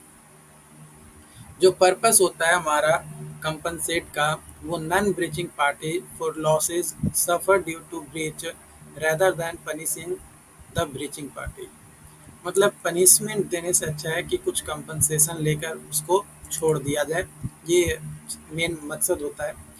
Courts generally enforce liquidated damage clause if they are reasonable और proportionate to the potential harm and not intended as penalty, है ना, पेनल्टी के तौर पे अगर इंटेंड नहीं किया जा रहा है तो। बात किया जाए वहीं पे आपका क्वेश्चन पूछा गया है इसमें कि पेनल्टी क्या होता है। तो पेनल्टी जो है ये डिज़ाइन किया जाता है अगर कोई पार्टी धोखा करता है, यानी जो वादा किया वो निभा नहीं पाता है, तो उसको पनिशमेंट के तौर पे जो है पेनल्टी लिया जाता है, कंपनसेट ना करके उस जो भी लॉसेस हुआ उसका भरपाई मांगा जाता है। तो ये जो भरपाई मांगा जाता है वो ही पेनल्टी कहलाता है। दे टिपिकली इम्पोज एन एक्टिव और disproportionate amount of money और other penalties on the breaching party। ये जो इम्पोज किया जाता है पेनल्टी, पेनल्टी कभी भी जो है सही नहीं होता है, क्योंकि ये ज़बरदस्ती डाला जाता है, थोपा जाता है कि भाई तुम्हारे चलते ये इतना लॉस हमारा हुआ है, हमको एकदम इतना भर के मेरे को पैसा दे दो और बस तुम जाओ यहाँ से, है ना। Penalties are generally disfavored by courts as they are considered unfair and unenforceable, है ना। अनफेयर और अनइन्फोर्सेबल आपका कंसिडर किया जाता है। Court often interpret ambiguous clauses as liquidated damage rather than penalty to ensure fairness. Court ये इंटरप्ट हमेशा करती है कि भाई आप लिक्विडेटेड डैमेज ले लो, लेकिन पेनल्टी के छोड़ दो, ताकि एक फेयरनेस हमारा रह सके, क्योंकि पेनल्टी कभी भी फेयरनेस नहीं लाता है। If a clause is deemed a penalty, court may either refuse to enforce it or modify it to a reasonable amount that reflect actual damages. Court क्या चाहती है कि एक रीजनेबल अमाउंट पेनल्टी के तौर पे लिया जाए, जितना डैमेजेस एक्चुअल डैमेजेस हुआ है उसके हिसाब से। लेकिन पेनल्टी का मतलब ही है पैसा ज़्यादा से ज़्यादा खींचो, बस सिंपल, और कुछ नहीं है। ओके, उसके बाद अगला क्वेश्चन यहाँ पे आपका है। क्वेश्चन बोला जा रहा है कि why is it required to terminate contract, contract को टर्मिनेट करने के लिए क्या रिक्वायर्ड है, और under what circumstances does the owner और contractor terminate contract. Terminating contract में नेसेसरी है कि व्हेन वन और बोथ पार्टीज इन्वॉल्व जो हुए हैं एग्रीमेंट में wish to end the contractual relationship before the original completion date, है ना। जो भी ओरिजिनल प्रोजेक्ट का कंप्लीशन डेट है उससे पहले एक या दोनों पार्टीज ये चाहता है कि जो एग्रीमेंट किया गया था कॉन्ट्रैक्ट में, हम उस कॉन्ट्रैक्ट को निभा नहीं पाएंगे, मुझे इस कॉन्ट्रैक्ट से आज़ादी चाहिए, मैं यहाँ पे काम नहीं कर पाऊँगा, तो उस कंडीशन में आपका टर्मिनेट किया जाता है contract. Contract can be terminated by various reasons, कई सारे रीजंस होते हैं। पहला रीजंस होता है कॉन्ट्रैक्ट को टर्मिनेट करने का, वो होता है ब्रीचिंग ब्रीच ऑफ कॉन्ट्रैक्ट। अगर कॉन्ट्रैक्ट को लिया और उसको तोड़ता है, फुलफिल नहीं कर पाता है जो भी ऑब्लिगेशंस है as specified in the contract, तो उस कंडीशन में ब्रीचिंग होता है कॉन्ट्रैक्ट में, और उसके कारण से जो कॉन्ट्रैक्ट है वो टर्मिनेट किया जाता है। फिर mutual agreement, parties may agree to terminate the contract by mutual consent, मतलब दोनों पार्टीज, बोथ पार्टीज ये चाहता है कि इससे हमें ज़्यादा बेनिफिट्स नहीं मिल रहे हैं, ये हमें काम निकाल के नहीं दे रहा है, इसका मतलब कि इस कॉन्ट्रैक्ट को ख़त्म करना चाहिए और एक नए सिरे से दूसरे पार्टीज के साथ हमें कॉन्ट्रैक्ट करना चाहिए, ताकि हमारा काम तेज़ी से और जल्दी काम हो। तीसरा रीजंस है टर्मिनेशन फॉर कन्वीनियंस। कुछ वैसे भी कॉन्ट्रैक्ट है जिसमें अलाउ किए जाते हैं termination at convenience of one party without a specific breaching occur, है ना। कन्वीनियंस के लिए, सुविधा के लिए भी जो है कई बार कॉन्ट्रैक्ट को तोड़ा जाता है कि भाई हमें सुविधा नहीं मिल रहा है, आपके काम में फ्लेक्सिबिलिटी हमें देखने को नहीं मिल रहा है, जिसके कारण से कॉन्ट्रैक्ट को जो है टर्मिनेट किया जाता है। इसके अलावा फोर्स मेजर्स इवेंट्स, कई बार जो है नेचुरल डिजास्टर या कोई वार आ जाने के कारण से काम में बहुत ज़्यादा डिले हो जाता है, तो काम में बहुत ज़्यादा डिले होने के कारण से जो दोनों पार्टीज होती है वो फुलफिल नहीं कर पाती है जो भी ऑब्लिगेशंस होते हैं, तो उस कंडीशन में भी जो है आपका कॉन्ट्रैक्ट को टर्मिनेट किया जाता है। या फिर आपका कॉन्ट्रैक्ट को टर्मिनेट करने का एक और रीज़न्स है कि भाई जो पार्टीज़ के साथ एग्रीमेंट किए थे वो इंसॉल्वेंट हो जाता है, यानी बैंकरप्सी उसको जो है घोषित कर दिया जाता है, तो उस कंडीशन में भी जो है कॉन्ट्रैक्ट टर्मिनेट होता है। नॉन परफॉर्मेंस और डिले, कई बार जो है पार्टीज, एक पार्टी जो है वादा तो किया था कि हम इस दिन तक आपका प्रोजेक्ट कंप्लीट करके दे देंगे, लेकिन वो डेडलाइन तक वो काम पूरा नहीं हो पाता है, तो उस कंडीशंस में भी कॉन्ट्रैक्ट जो होता है टर्मिनेट किया जाता है। या इलीगल या अनइथिकल एक्टिविटीज़ अगर एक पार्टीज के द्वारा किया जा रहा है, तो उस कंडीशन में यानी जो टर्म्स एंड कंडीशन अप्लाई है कॉन्ट्रैक्ट में, उसके अगेंस्ट जाकर अगर कोई काम कर रहा है, इलीगल या अनइथिकल काम एक्टिविटीज काम कर रहा है, तो उस कंडीशन में भी जो भी कॉन्ट्रैक्ट साइन किया गया है वो कॉन्ट्रैक्ट क्या किया जा सकता है, खत्म किया जा सकता है। ओके। उसके बाद अगला क्वेश्चन है यहाँ पे, एक्सप्लेन कन्वेंशनल और अल्टरनेटिव डिस्प्यूट रिजोल्यूशन। एक्सप्लेन करना है। कन्वेंशनल डिस्प्यूट रिजोल्यूशन क्या होता है? ये आपका फॉर्मल लीगल प्रोसेस होता है जो कि एडमिनिस्ट्रेड किया जाता है बाय द कोर्ट और गवर्न किया जाता है bye legal system of country, है ना। कोर्ट में जाकर जो हम लोग अपने लड़ाई को सुलझाते हैं वो हमारा कन्वेंशनल डिस्प्यूट रिजोल्यूशंस होता है। इसमें सबसे पहला आता है मेथड लिटिगेशन। लिटिगेशन एक ऐसा प्रोसेस है जिसमें रिजॉल्व किया जाता है डिस्प्यूट को through court system. It typically involves parties presenting their case to जज और jury who make a legally binding decision. The litigation process जो होता है वो गवर्न किया जाता है by rules of evidence and procedures. आपके पास क्या सबूत है उसके बेसिस पे काम किया जाता है और जो डिसीजंस होते हैं वो आपके लिए जाते हैं। इसके अलावा एडवर्सियल अप्रोच होता है जो कि कन्वेंशनल डिस्प्यूट रिजोल्यूशन ही है ना। इसमें भी पोजीशन किया जाता है as advisory, each seeking to present their case in the most favourable lights. Lawyer जो है रिप्रेजेंट करता है पार्टीज को और कोर्ट सर्व करता है as a neutral decision maker. Judicial decisions ये भी जो है कन्वेंशनल मेथड्स है हमारा, जो कि अल्टीमेट डिसीजन लिया जाता है making authority rest with court, है ना। और आपका अगला जो है वो है अल्टरनेटिव डिस्प्यूट रिजोल्यूशन, है ना, जिसको ADR भी कहते हैं। ये अल्टरनेटिव होता है कन्वेंशनल जो डिस्प्यूट रिजोल्यूशन है उसका अल्टरनेटिव है, मतलब हम कोर्ट नहीं जाएंगे, है ना, कोर्ट नहीं जाएंगे, लेकिन जो भी हमारा डिस्प्यूट्स हुआ है, जो भी लड़ाई झगड़ा हुआ है, उसको भी हम खत्म करना चाहते हैं बिना कोर्ट गए हुए, है ना। तो एक आदमी को उठाएंगे, भाई तुम बैठो, हम मेरा बात तुम सुन लो, उसका बात तुम सुन लो, तुम अपना सजेशन दो, हम दोनों आपस में समझौता कर लेंगे। तो वो चीज़ें हैं। तो इसमें आता है मेडिएशंस।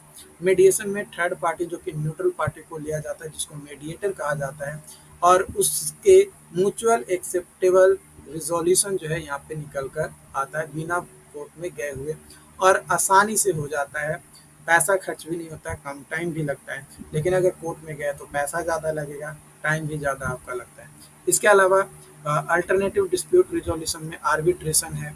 इसमें जो है एक आर्बिट्रेटर को रखा जाता है, एक आदमी हो सकता है या एक आदमी के ग्रुप्स होते हैं जो कि आर्बिट्रेटर के तौर पे रखे जाते हैं, प्राइवेट जज एक तरीके से कह सकते हो, लेकिन वो कोर्ट के नियम से उनको कुछ मतलब नहीं है। वो जो भी एविडेंस है वो देखेंगे, दोनों पक्ष के आर्गुमेंट समझेंगे और एक बाइंडिंग डिसीजन जो है प्रोवाइड करेंगे कि भाई इस तरीके से आपको काम करना चाहिए। तो वो हमारा जो है आर्बिट्रेशन प्रोसेस आता है।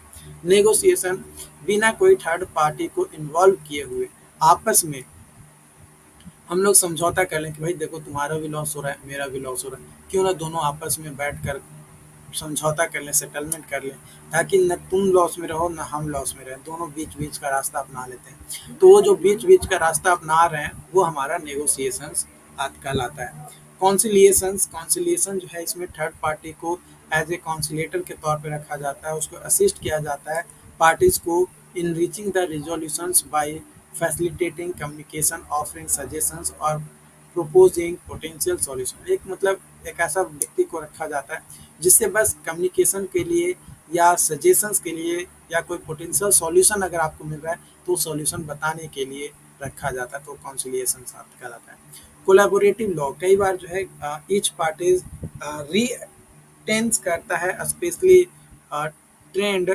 कोलैबोरेटिव लॉयर्स को रखता है ताकि जो पार्टीज होता है वो रिजॉल्व कर सके। अगर किसी तरीके का कोऑपरेटिव नेगोशिएशन के साथ अगर हमारा डिस्प्यूट खत्म हो जाता है तो रेदर देन लिटिगेशन मतलब कोर्ट में गए हुए हम लॉयर को रखे रहते हैं ताकि लॉयर आपस में बात कर ले और जो भी बात वो लोग करें उसके बेसिस पे हम लोग दोनों पार्टीज के बीच में जो भी झगड़े थे वो हमारा खत्म हो जाए, वो डिस्प्यूट को जो है हम यहाँ से निपटा सके। कि what is national competitive bidding, यानी एनसीबी कॉन्ट्रैक्ट क्या होता है और डिफरेंस बताना है आईसीबी और एनसीबी कॉन्ट्रैक्ट में। इंटरनेशनल कॉम्पिटिटिव बिडिंग और नेशनल कॉम्पिटिटिव बिडिंग कॉन्ट्रैक्ट में क्या डिफरेंसेस है ये आपको बताना है।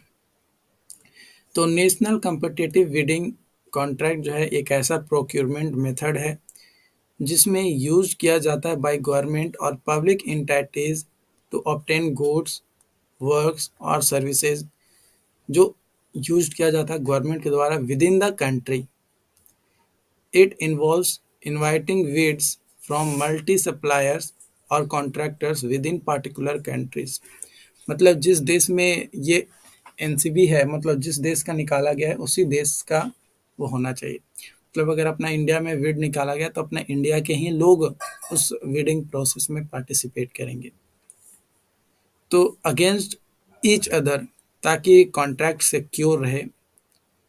एनसीबी जो है टिपिकली यूज किया जाता है when the government want to promote local industry.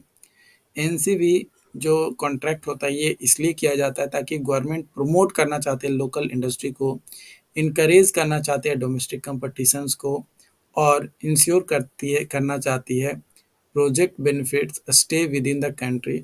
तो इन रीजंस के कारण से जो बिडिंग प्रोसेस स्टार्ट होता है कॉन्ट्रैक्ट के लिए वो हमारा नेशनल कॉम्पिटिटिव बिडिंग होता है।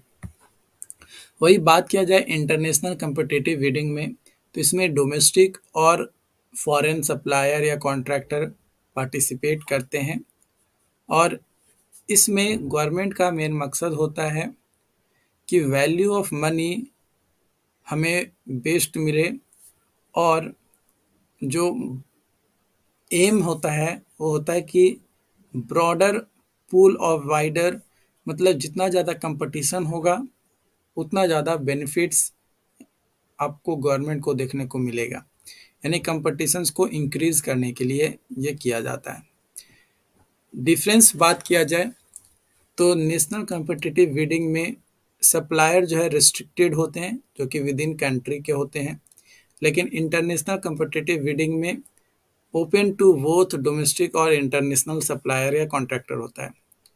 प्रमोट किया जाता है नेशनल एनसीबी में लोकल इंडस्ट्रीज को इनकरेज किया जाता है डोमेस्टिक कंपटीशंस को, लेकिन इंटरने आईसीबी में वैल्यू फॉर मनी होता है और एडवांस टेक्नोलॉजी को एसेस किया जाता है।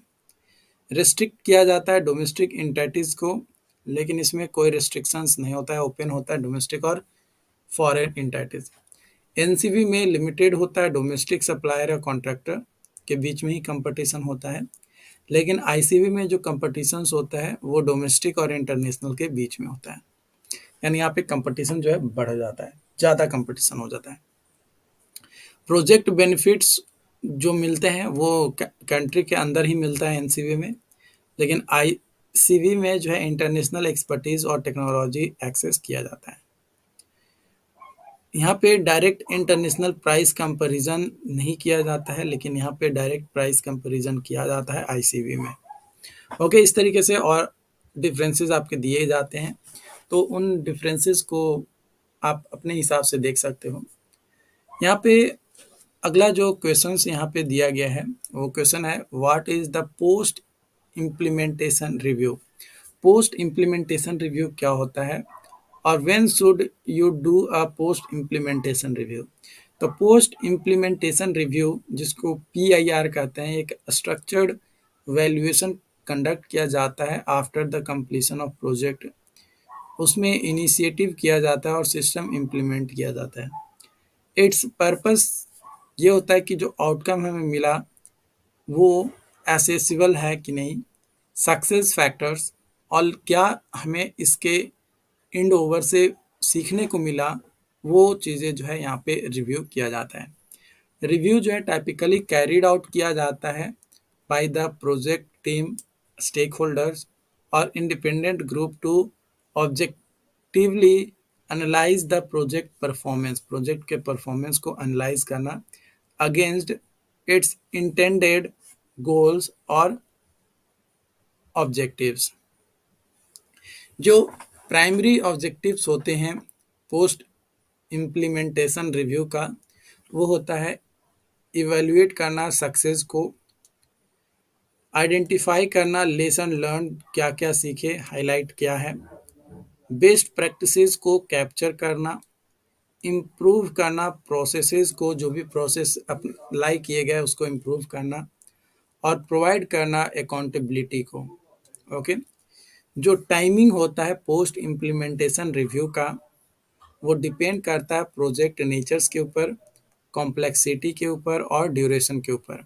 आइडियली जो PIR है वो अकर होता है after project has been completed and जो डिलीवरेबल्स होते हैं has been implemented and operational for reasonable period. This allow sufficient time, ये सफिशिएंट टाइम अलाउ करता है to evaluate the project's actual impact और आइडेंटिफाई करता है any issues that may arise during the initial stages of implementation।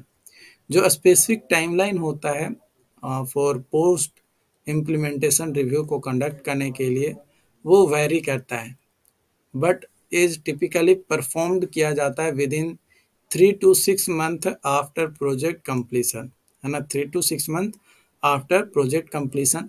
However for longer term project के लिए ये extend किया जाता है इम्प्लीमेंटेशन पीरियड रिव्यू का, जो कि कंडक्ट किया जाता है ईयर या मोर आफ्टर कंप्लीशन। जैसे ये या तो पूरा ख़त्म हो जाता है तब, या 1 साल के बाद जो है इसमें किया जाता है, ताकि प्रॉपर तरीके से और इंफॉर्मेशंस आपको जो है यहाँ पे मिल सके। 2023 का जो क्वेश्चन पेपर है उसका सॉल्यूशंस और कॉन्ट्रैक्ट मैनेजमेंट सब्जेक्ट का।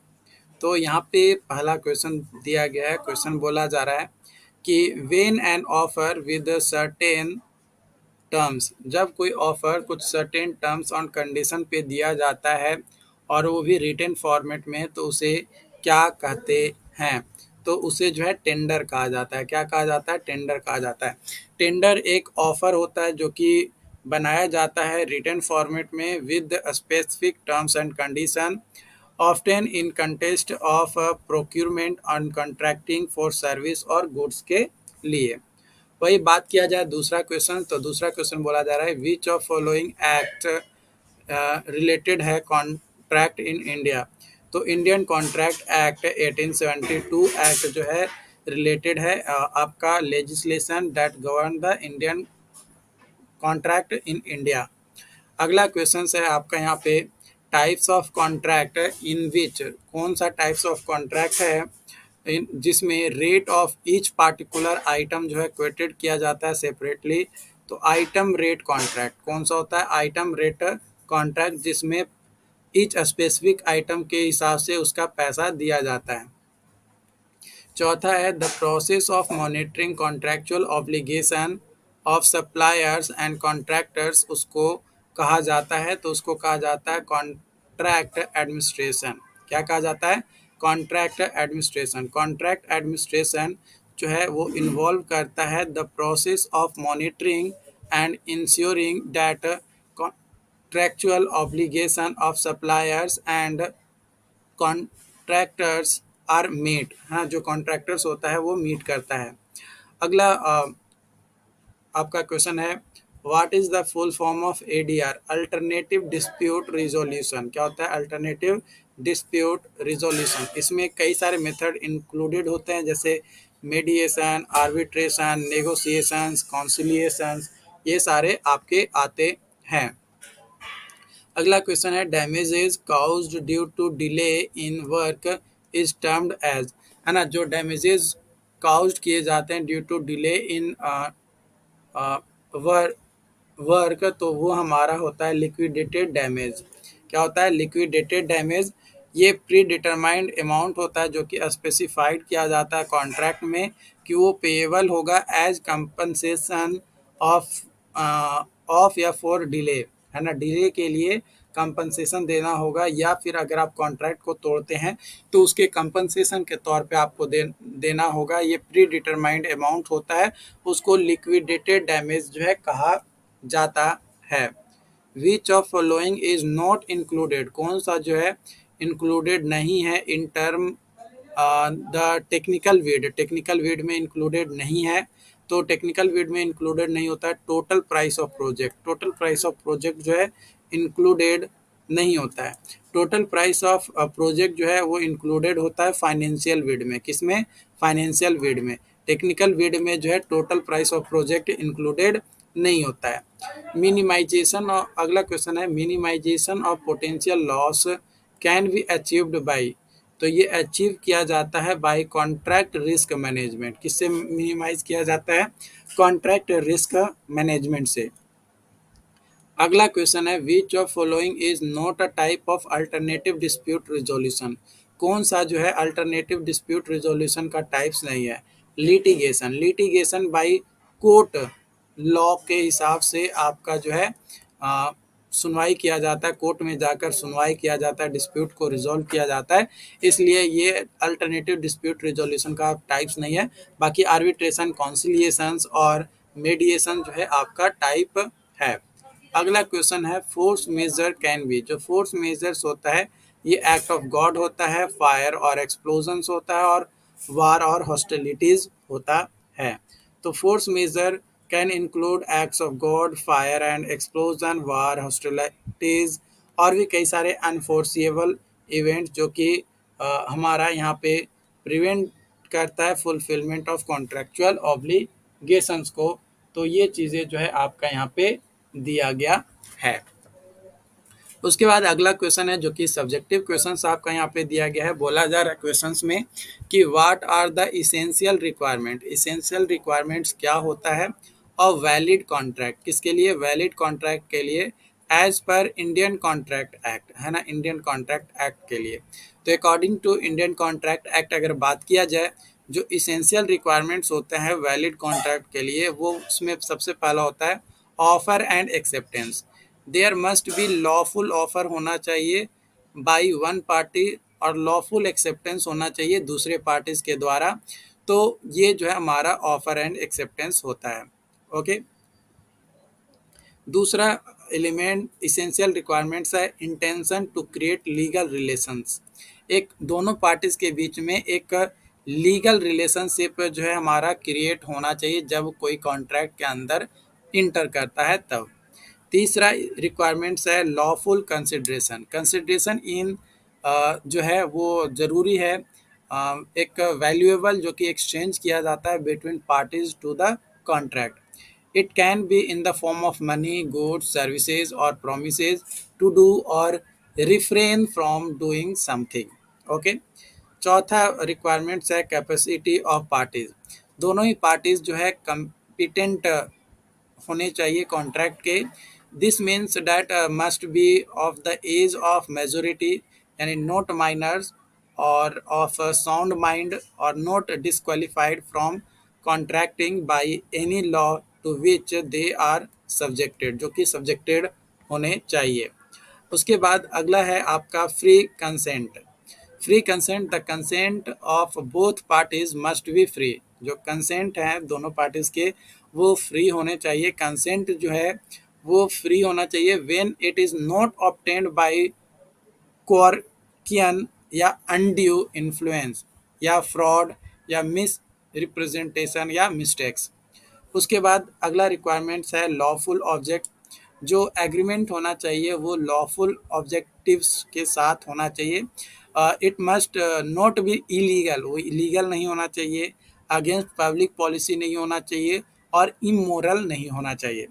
उसके बाद अगला रिक्वायरमेंट है सर्टेनिटी और पॉसिबिलिटी ऑफ परफॉर्मेंस, जो टर्म्स होना चाहिए कॉन्ट्रैक्ट का वो क्लियर और डिफिनिट होना चाहिए, और कॉन्ट्रैक्ट मस्ट बी कैपेबल होना चाहिए परफॉर्मेंस के अकॉर्डिंग टू इट्स टर्म्स, जो भी टर्म्स एंड कंडीशन दिया गया है उसके हिसाब से उसमें काम होना चाहिए।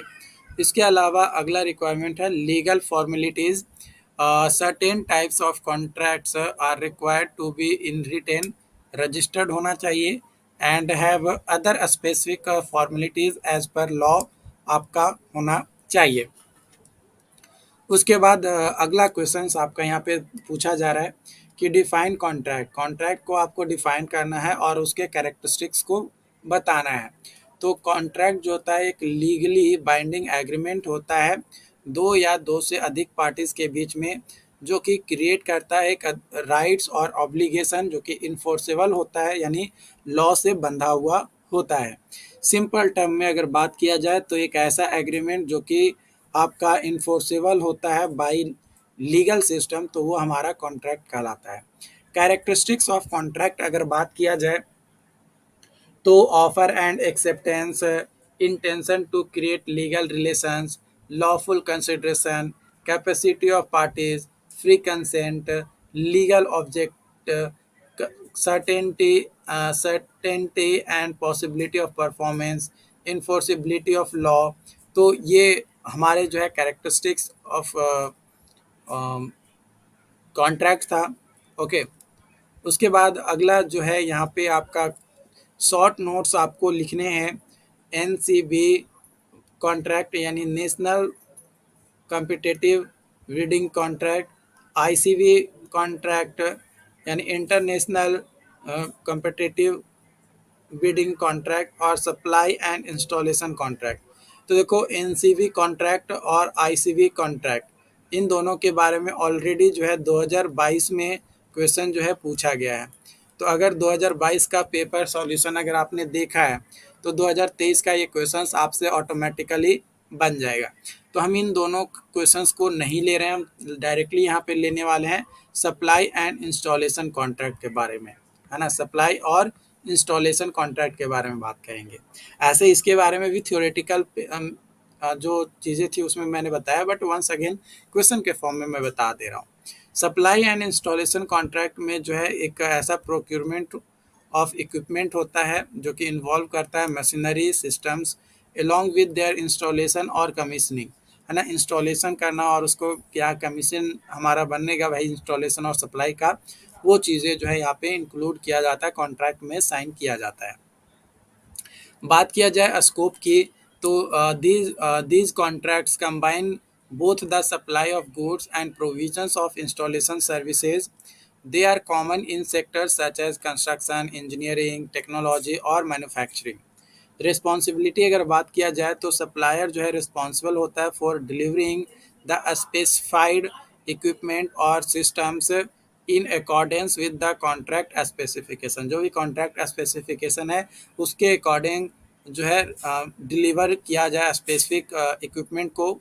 और they must also ensure proper installation, testing और commissioning to meet the clients requirements. तीसरा है कॉन्ट्रैक्चुअल टर्म्स। जो कॉन्ट्रैक्ट है वो टाइपिकली स्पेसिफिक होता है deals such as delivery schedules, installation procedures, acceptance criteria, warranties और responsibilities for maintenance and support after installations के बाद एक कॉन्ट्रैक्चुअल जो भी टर्म्स है वो होना चाहिए।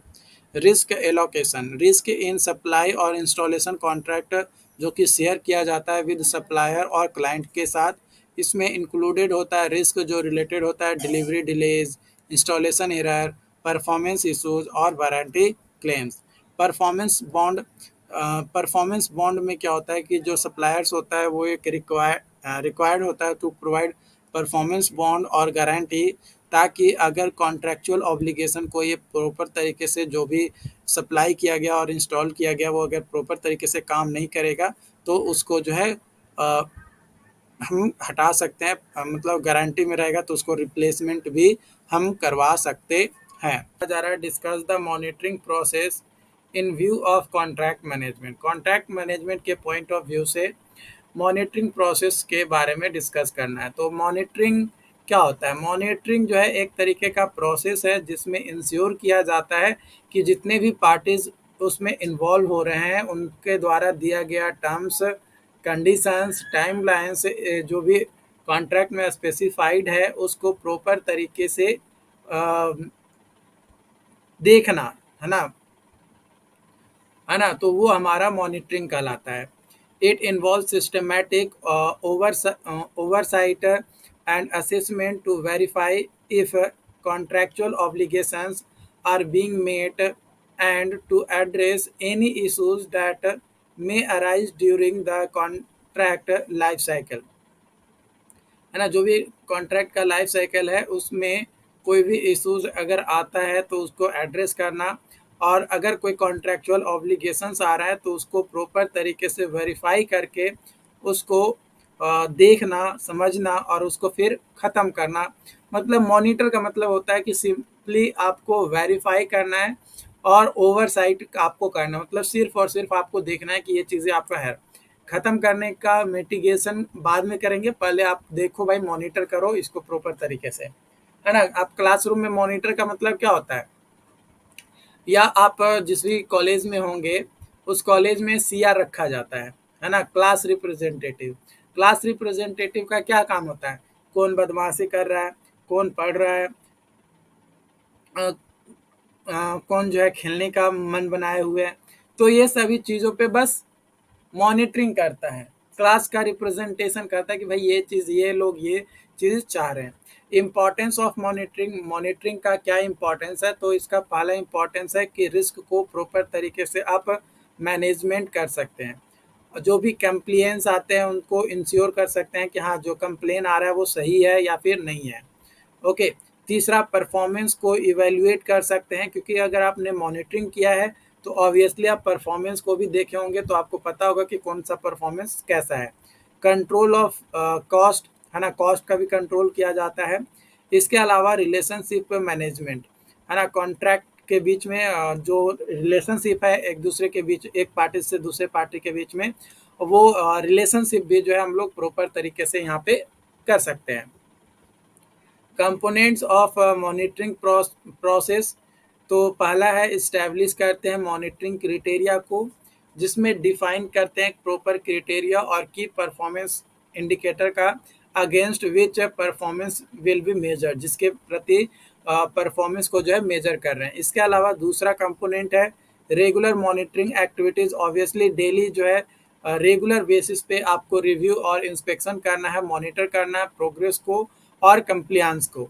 डॉक्यूमेंट परफॉर्मेंस, ये भी डॉक्यूमेंटिंग परफॉर्मेंस, ये भी जो है हमारा एक कंपोनेंट है। और चौथा है एड्रेसिंग नन कंप्लियंस, है ना, नन कंप्लियंस को एड्रेस करना। पांचवा नंबर है आपका कम्युनिकेशंस, है ना, ओपन कम्युनिकेशंस आपका होना चाहिए, और ओपन कम्युनिकेशन मेंटेन भी होना चाहिए जितने भी स्टेक होल्डर्स होते हैं उनके बीच में। परफॉर्मेंस रिव्यू, परफॉर्मेंस को रिव्यू करना भी ज़रूरी है ताकि प्रॉपर प्रोग्रेस और इफेक्टिवनेस को मेंटेन किया जा सके। Tools and techniques for monitoring, project management software का यूज करते हैं, चेकलिस्ट और टेम्पलेट्स डेवलप कर सकते हैं। डाटा एनालिसिस की मदद से भी जो है हम लोग मॉनिटरिंग करते हैं। परफॉर्मेंस डैशबोर्ड का यूज़ करके भी जो है हम लोग क्या कर सकते हैं, मॉनिटरिंग को यूज करने के लिए टूल्स और टेक्निक होता है। चैलेंजेस क्या क्या आते हैं मॉनिटरिंग के दौरान, तो कॉम्प्लेक्सिटी इन कॉन्ट्रैक्ट, कॉन्ट्रैक्ट में कॉम्प्लेक्सिटी देखने को मिलता है। रिसोर्स कंस्ट्रेंट हो जाता है, लिमिटेड रिसोर्सेज आपको यहाँ पे मिलते हैं। इसके अलावा चेंज होता है, जो कंडीशंस होता है वो भी हमारा चेंज यहाँ पे देखने को मिलता है, तो ये कुछ चैलेंजेस भी आते हैं। बात किया जाए यहाँ पे अगला क्वेश्चन की, तो अगला क्वेश्चन है what act the objectives of performance based contracting. तो परफॉर्मेंस बेस्ड कॉन्ट्रैक्टिंग, जिसको शॉर्ट में पीवीसी कहते हैं, इसका मेन एम होता है shift the focus from traditional input and processes to the outcomes और result achieved by the contractor. ये बेस्ड होता है सिद्धांत जो कि कॉन्ट्रैक्ट्स जो एम्फेसाइज किया जाता है परफॉर्मेंस मैट्रिक्स के लिए, उसके सिद्धांत पे ये बेस्ड होता है, और मेजरेबल रिजल्ट आपको यहाँ पे मिलता है rather than simple specifying how the work should be done, कैसे काम हो रहा है उसको छोड़कर एक मेजरेबल रिजल्ट जो है हमें यहाँ पे देखने को मिलता है परफॉर्मेंस बेस्ड कॉन्ट्रैक्टिंग के अंतर्गत। ये मेन ऑब्जेक्टिव्स होता है, उद्देश्य होता है। और भी ऑब्जेक्टिव्स होते हैं परफॉर्मेंस बेस्ड कॉन्ट्रैक्टिंग का, जिसमें पहला है कि आपका accountability and transparency, obviously accountability and transparency देखने को मिलता है। फोकस किया जाता है आउटकम्स और रिजल्ट के ऊपर। इंसेंटिव्स हाई परफॉर्मेंस का जो है मिलता है, एक प्रॉपर इंसेंटिव्स मिलता है। कॉस्ट इफेक्टिवनेस और इफ़िशियंसी होता है। इसके अलावा आपका फ्लेक्सिबिलिटी और इनोवेशंस देखने को मिलता है। और रिस्क शेयरिंग जो है हमें देखने को मिलता है कि रिस्क में शेयरिंग हो रहा है। अगला यहाँ पे क्वेश्चन है आपका, what are the performance parameter. Performance parameter क्या होता है वो आपको बताना है, कॉन्ट्रैक्ट मैनेजमेंट में डिटेल में आपको बताना है। तो परफॉर्मेंस पैरामीटर जो है ये एक ऐसा क्राइटेरिया होता है या मैट्रिक्स होता है जो कि यूज किया जाता है to evaluate performance of parties, है ना। पार्टीज के परफॉर्मेंस को इवेल्युएट करने के लिए कि कॉन्ट्रैक्चुअल जो भी ऑब्लिगेशन है उसको फुलफिल कर पा रहा है कि नहीं कर पा रहा है। These parameters are crucial for assessing whether contract objectives are being met effectively and efficiently. बात किया जाए परफॉर्मेंस पैरामीटर के कॉमनली जो यूज किया जाता है कॉन्ट्रैक्ट मैनेजमेंट में, वो होता है टाइमलीनेस एंड शेड्यूल एडहेरेंस। देखो, बात किया जाए टाइमलीनेस के लिए, तो टाइमलीनेस जो है एक एबिलिटी होता है कॉन्ट्रैक्टर का जो कि कंप्लीट करता है टास्क को, डिलीवर करता है गुड्स और प्रोवाइड सर्विस करता है with in agreed upon deadline. जो भी एग्री किया था कि भाई हम इस दिन तक आपका जो है प्रोडक्ट पहुंचा देंगे, या जो भी शेड्यूल दिया गया उस शेड्यूल तक हम पूरा काम कर देंगे, तो वो हमारा जो है यहाँ पे आता है। ओके, इम्पॉर्टेंस के बारे में अगर बात किया जाए टाइमलीनेस का, तो इसका इम्पॉर्टेंस होता है कि जो प्रोजेक्ट का माइलस्टोन्स होता है ऑन टाइम वो अचीव हो जाता है और मिनिमम डिसरप्शंस देखने को मिलता है, और जो डिले होता है वो भी हमें देखने को नहीं मिलता है ओवरऑल टाइमलीनेस में। ओके, परफॉर्मेंस जो है वो मेजर किया जाता है बाय कंपेयरिंग एक्चुअल डिलीवरी और completion date against scheduled date जो दिया गया है कॉन्ट्रैक्ट में वो। उसके बाद दूसरा आपका यहाँ पे है quality and conformance to specification. तो क्वालिटी जो होता है ये डिग्री होता है टू विच डिलीवरेबल्स प्रोडक्ट्स और सर्विस, जो भी स्पेसिफिक स्टैंडर्ड्स है वो मीट करना चाहिए, जो रिक्वायरमेंट्स है वो मिलना चाहिए, और जो एक्सपेक्टेशंस हम कॉन्ट्रैक्ट में किए हैं वो एक्सपेक्टेशंस हमें मिलना चाहिए। हाई क्वालिटी आउटपुट जो है वो इंश्योर करता है कि डिलीवरेबल्स जो है वो आप इंटेंडेड पर्पस मीट कस्टमर सेटिस्फैक्शंस को पूरा कर रहा है। क्वालिटी जो है असिस्ट किया जाता है थ्रू इंस्पेक्शंस, टेस्टिंग, रिव्यू और कस्टमर फीडबैक के बेसिस पे जो है क्या लिया जाता है, मेजरमेंट लिया जाता है क्वालिटी का। तीसरा है cost performance and budget adherence. जो कॉस्ट परफॉर्मेंस है वो इवेल्युएट किया जाता है हाउ वेल कॉन्ट्रैक्टर मैनेज कर रहा है और कंट्रोल कर रहा है cost associated with delivering goods services और completing project within allocated budget के अंदर।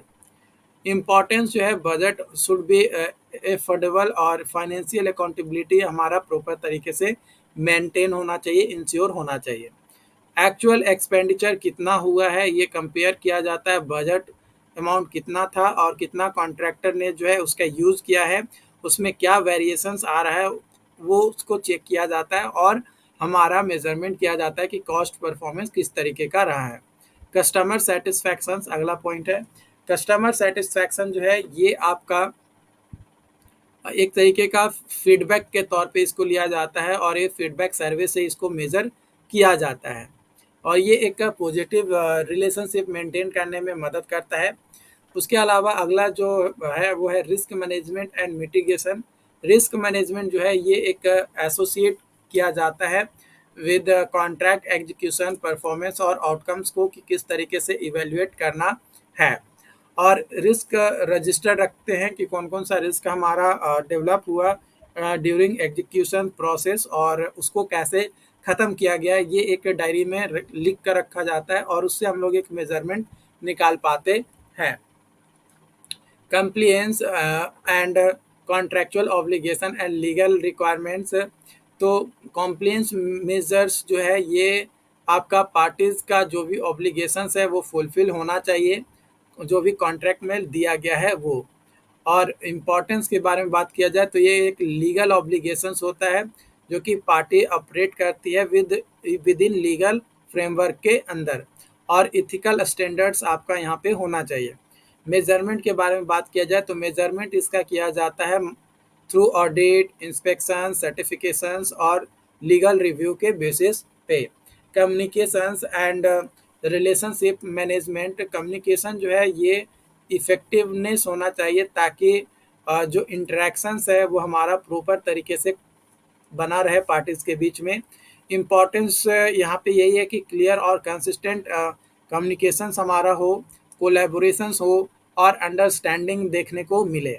मेजरमेंट जो है कम्युनिकेशंस को हम लोग फीडबैक मैकेनिज्म के थ्रू या मीटिंग के थ्रू या स्टेक होल्डर इंगेजमेंट असेसमेंट के थ्रू जो है हम लोग यहाँ पे कम्युनिकेशंस को मेजरमेंट कर सकते हैं।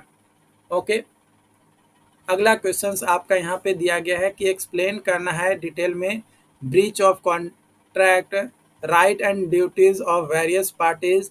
ओके, तो यहाँ पे जो ब्रीच ऑफ कॉन्ट्रैक्ट है ये ऑलरेडी जो है 2022 में जो क्वेश्चन पूछा गया था, है ना, पीवाईक्यू में ऑलरेडी जो है ये पूछा गया है। तो ब्रीच ऑफ कॉन्ट्रैक्ट के बारे में मैंने ऑलरेडी बता दिया है, तो इसको मैं स्किप कर रहा हूँ, इसको मैं नहीं बताने वाला।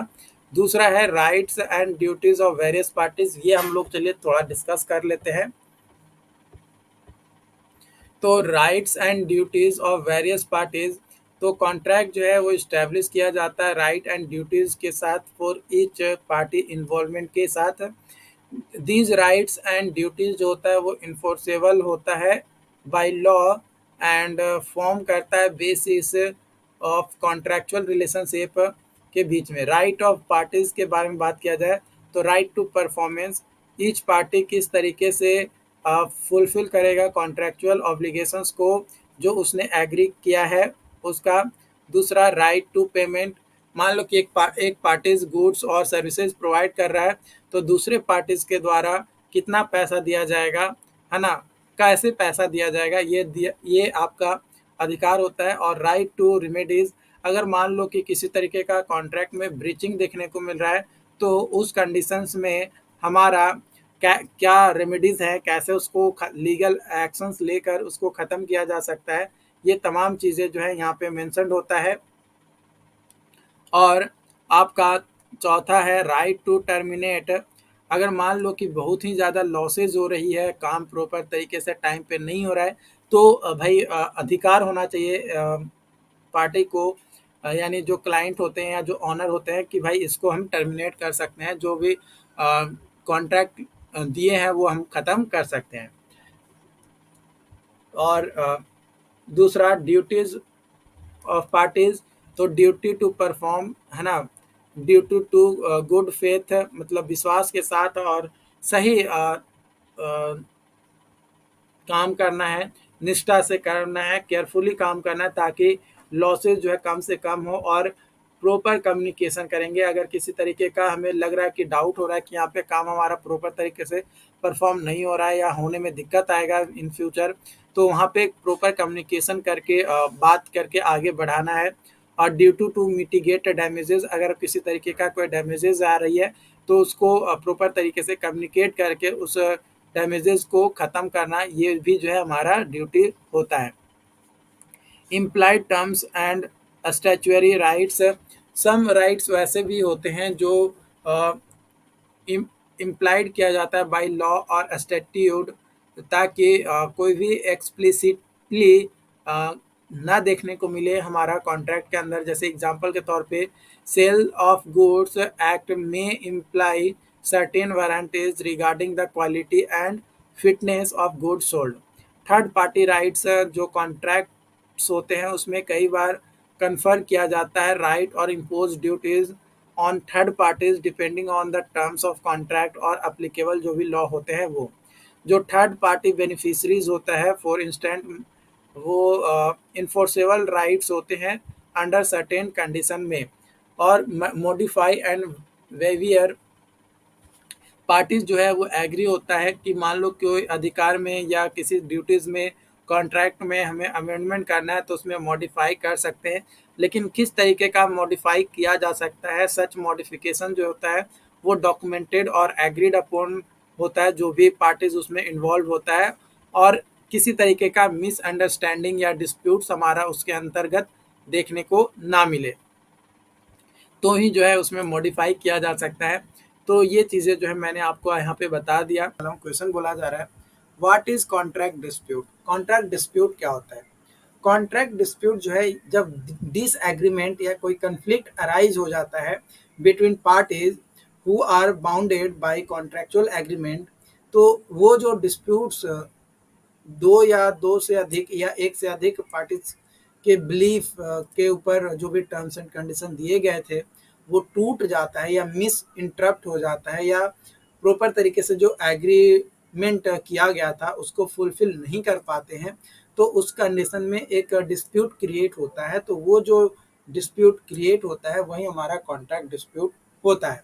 मतलब एक लड़ाई, मतलब फुलफिलमेंट नहीं हो रहा है, भाई नहीं करेंगे नहीं करेंगे लोग नहीं करेंगे, तो वो चीज़ें जो है कॉन्ट्रैक्ट डिस्प्यूट हमारा आता है।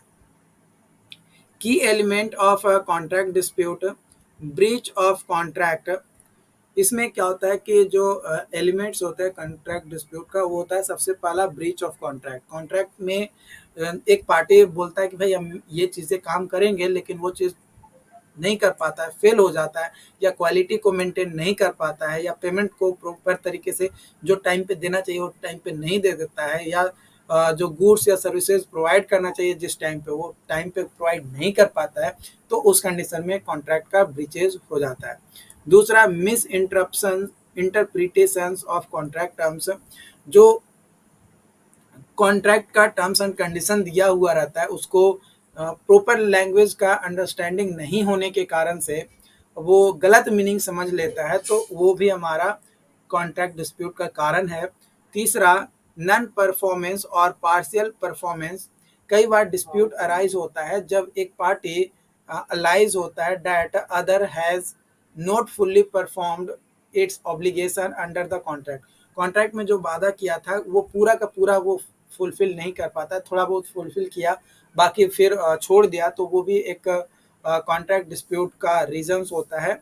इसके अलावा डिसएग्रीमेंट ऑन कॉन्ट्रैक्चुअल चेंजेस और अमेंडमेंट। कोई अमेंडमेंट करना है कॉन्ट्रैक्ट में, है ना, तो उसमें डिसएग्रीमेंट आ जाता है कि भाई मैं एग्री नहीं हूँ, आप क्यों अमेंडमेंट कर रहे हैं।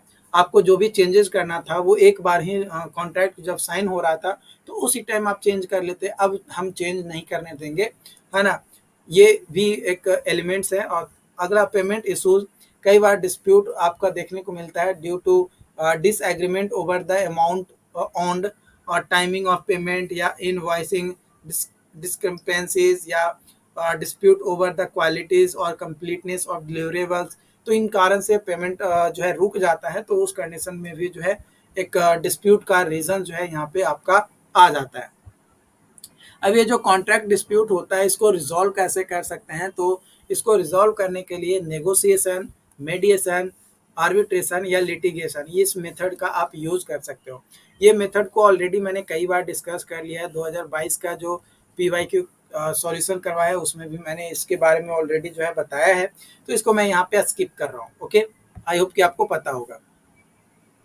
कंसिडरेशन इन कॉन्ट्रैक्ट डिस्प्यूट, तो कॉन्ट्रैक्चुअल रेमेडीज, डॉक्यूमेंटेशन और लीगल एडवाइस। तो ये तीन चीज़ों को जो है प्रॉपर तरीके से कंसिडर किया जाता है, ताकि जो डिस्प्यूट्स हमारा कॉन्ट्रैक्ट के अंतर्गत हुआ है, यानी कॉन्ट्रैक्ट में डिस्प्यूट जनरेट हुए हैं, उस डिस्प्यूट्स को हम जल्द से जल्द ख़त्म कर सकें।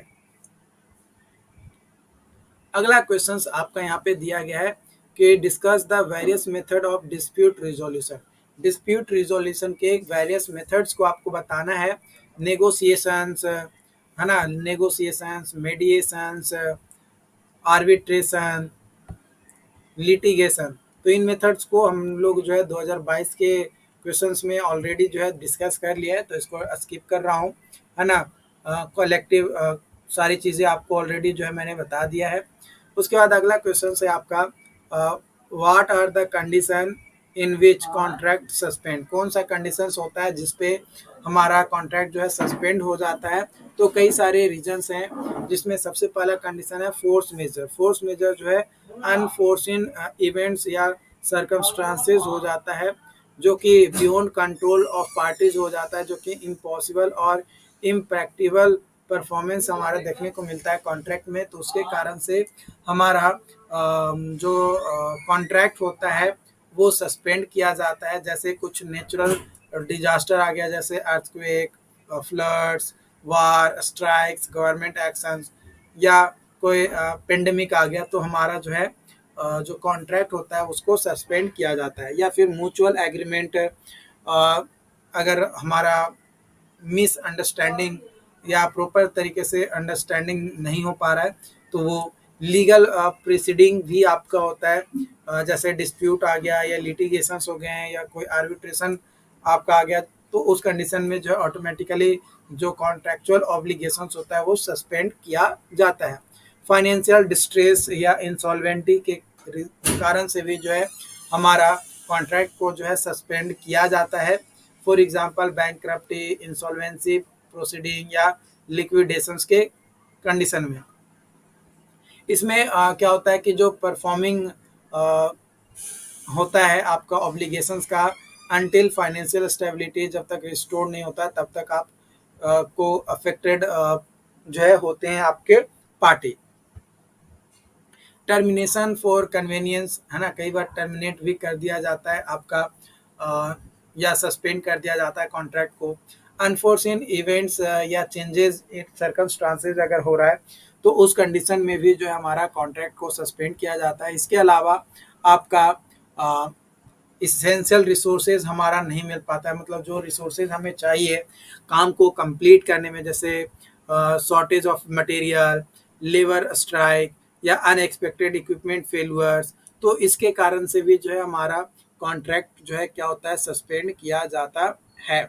ओके, उसके बाद अगला क्वेश्चन है यहाँ पे, जो कि बोला जा रहा है कि पोस्ट इम्प्लीमेंटेशन रिव्यू क्या होता है, यानी PIR क्या होता है, और when should you do post implementation review.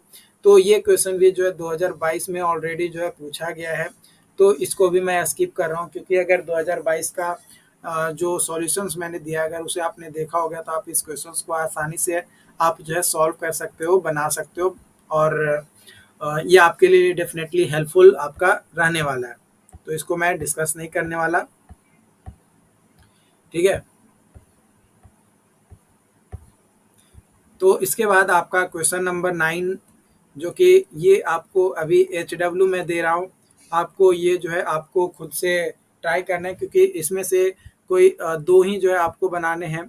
तो लमसम कॉन्ट्रैक्ट के बारे में ऑलरेडी मैंने बता दिया है, और टर्मिनेशन ऑफ कॉन्ट्रैक्ट के बारे में भी, ये दो चीज़ों के बारे में मैंने 2022 वाले क्वेश्चन में आपको बता दिया है ना। Legal aspects in contract management ये भी बताया है, और रोल ऑफ कॉन्ट्रैक्ट एडमिनिस्ट्रेशन ये नहीं बताया, तो ये आज होमवर्क के तौर पे आप इसको ले सकते हो। बट इसमें से कुछ जो दो क्वेश्चन है वो ऑलरेडी मैंने 2022 वाले में बता दिया है, तो उतना डिटेल करने की ज़रूरत नहीं है। आप वो 2022 वाला वीडियो जाकर देख लो या नोट्स जाकर देख लो, आपको ये चीज़ें समझ में आ जाएगा। बाकी अगर कोई डाउट्स रहता है, कोई कन्फ्यूजन रहता है, तो आप हमें ज़रूर बताइएगा। Thank you.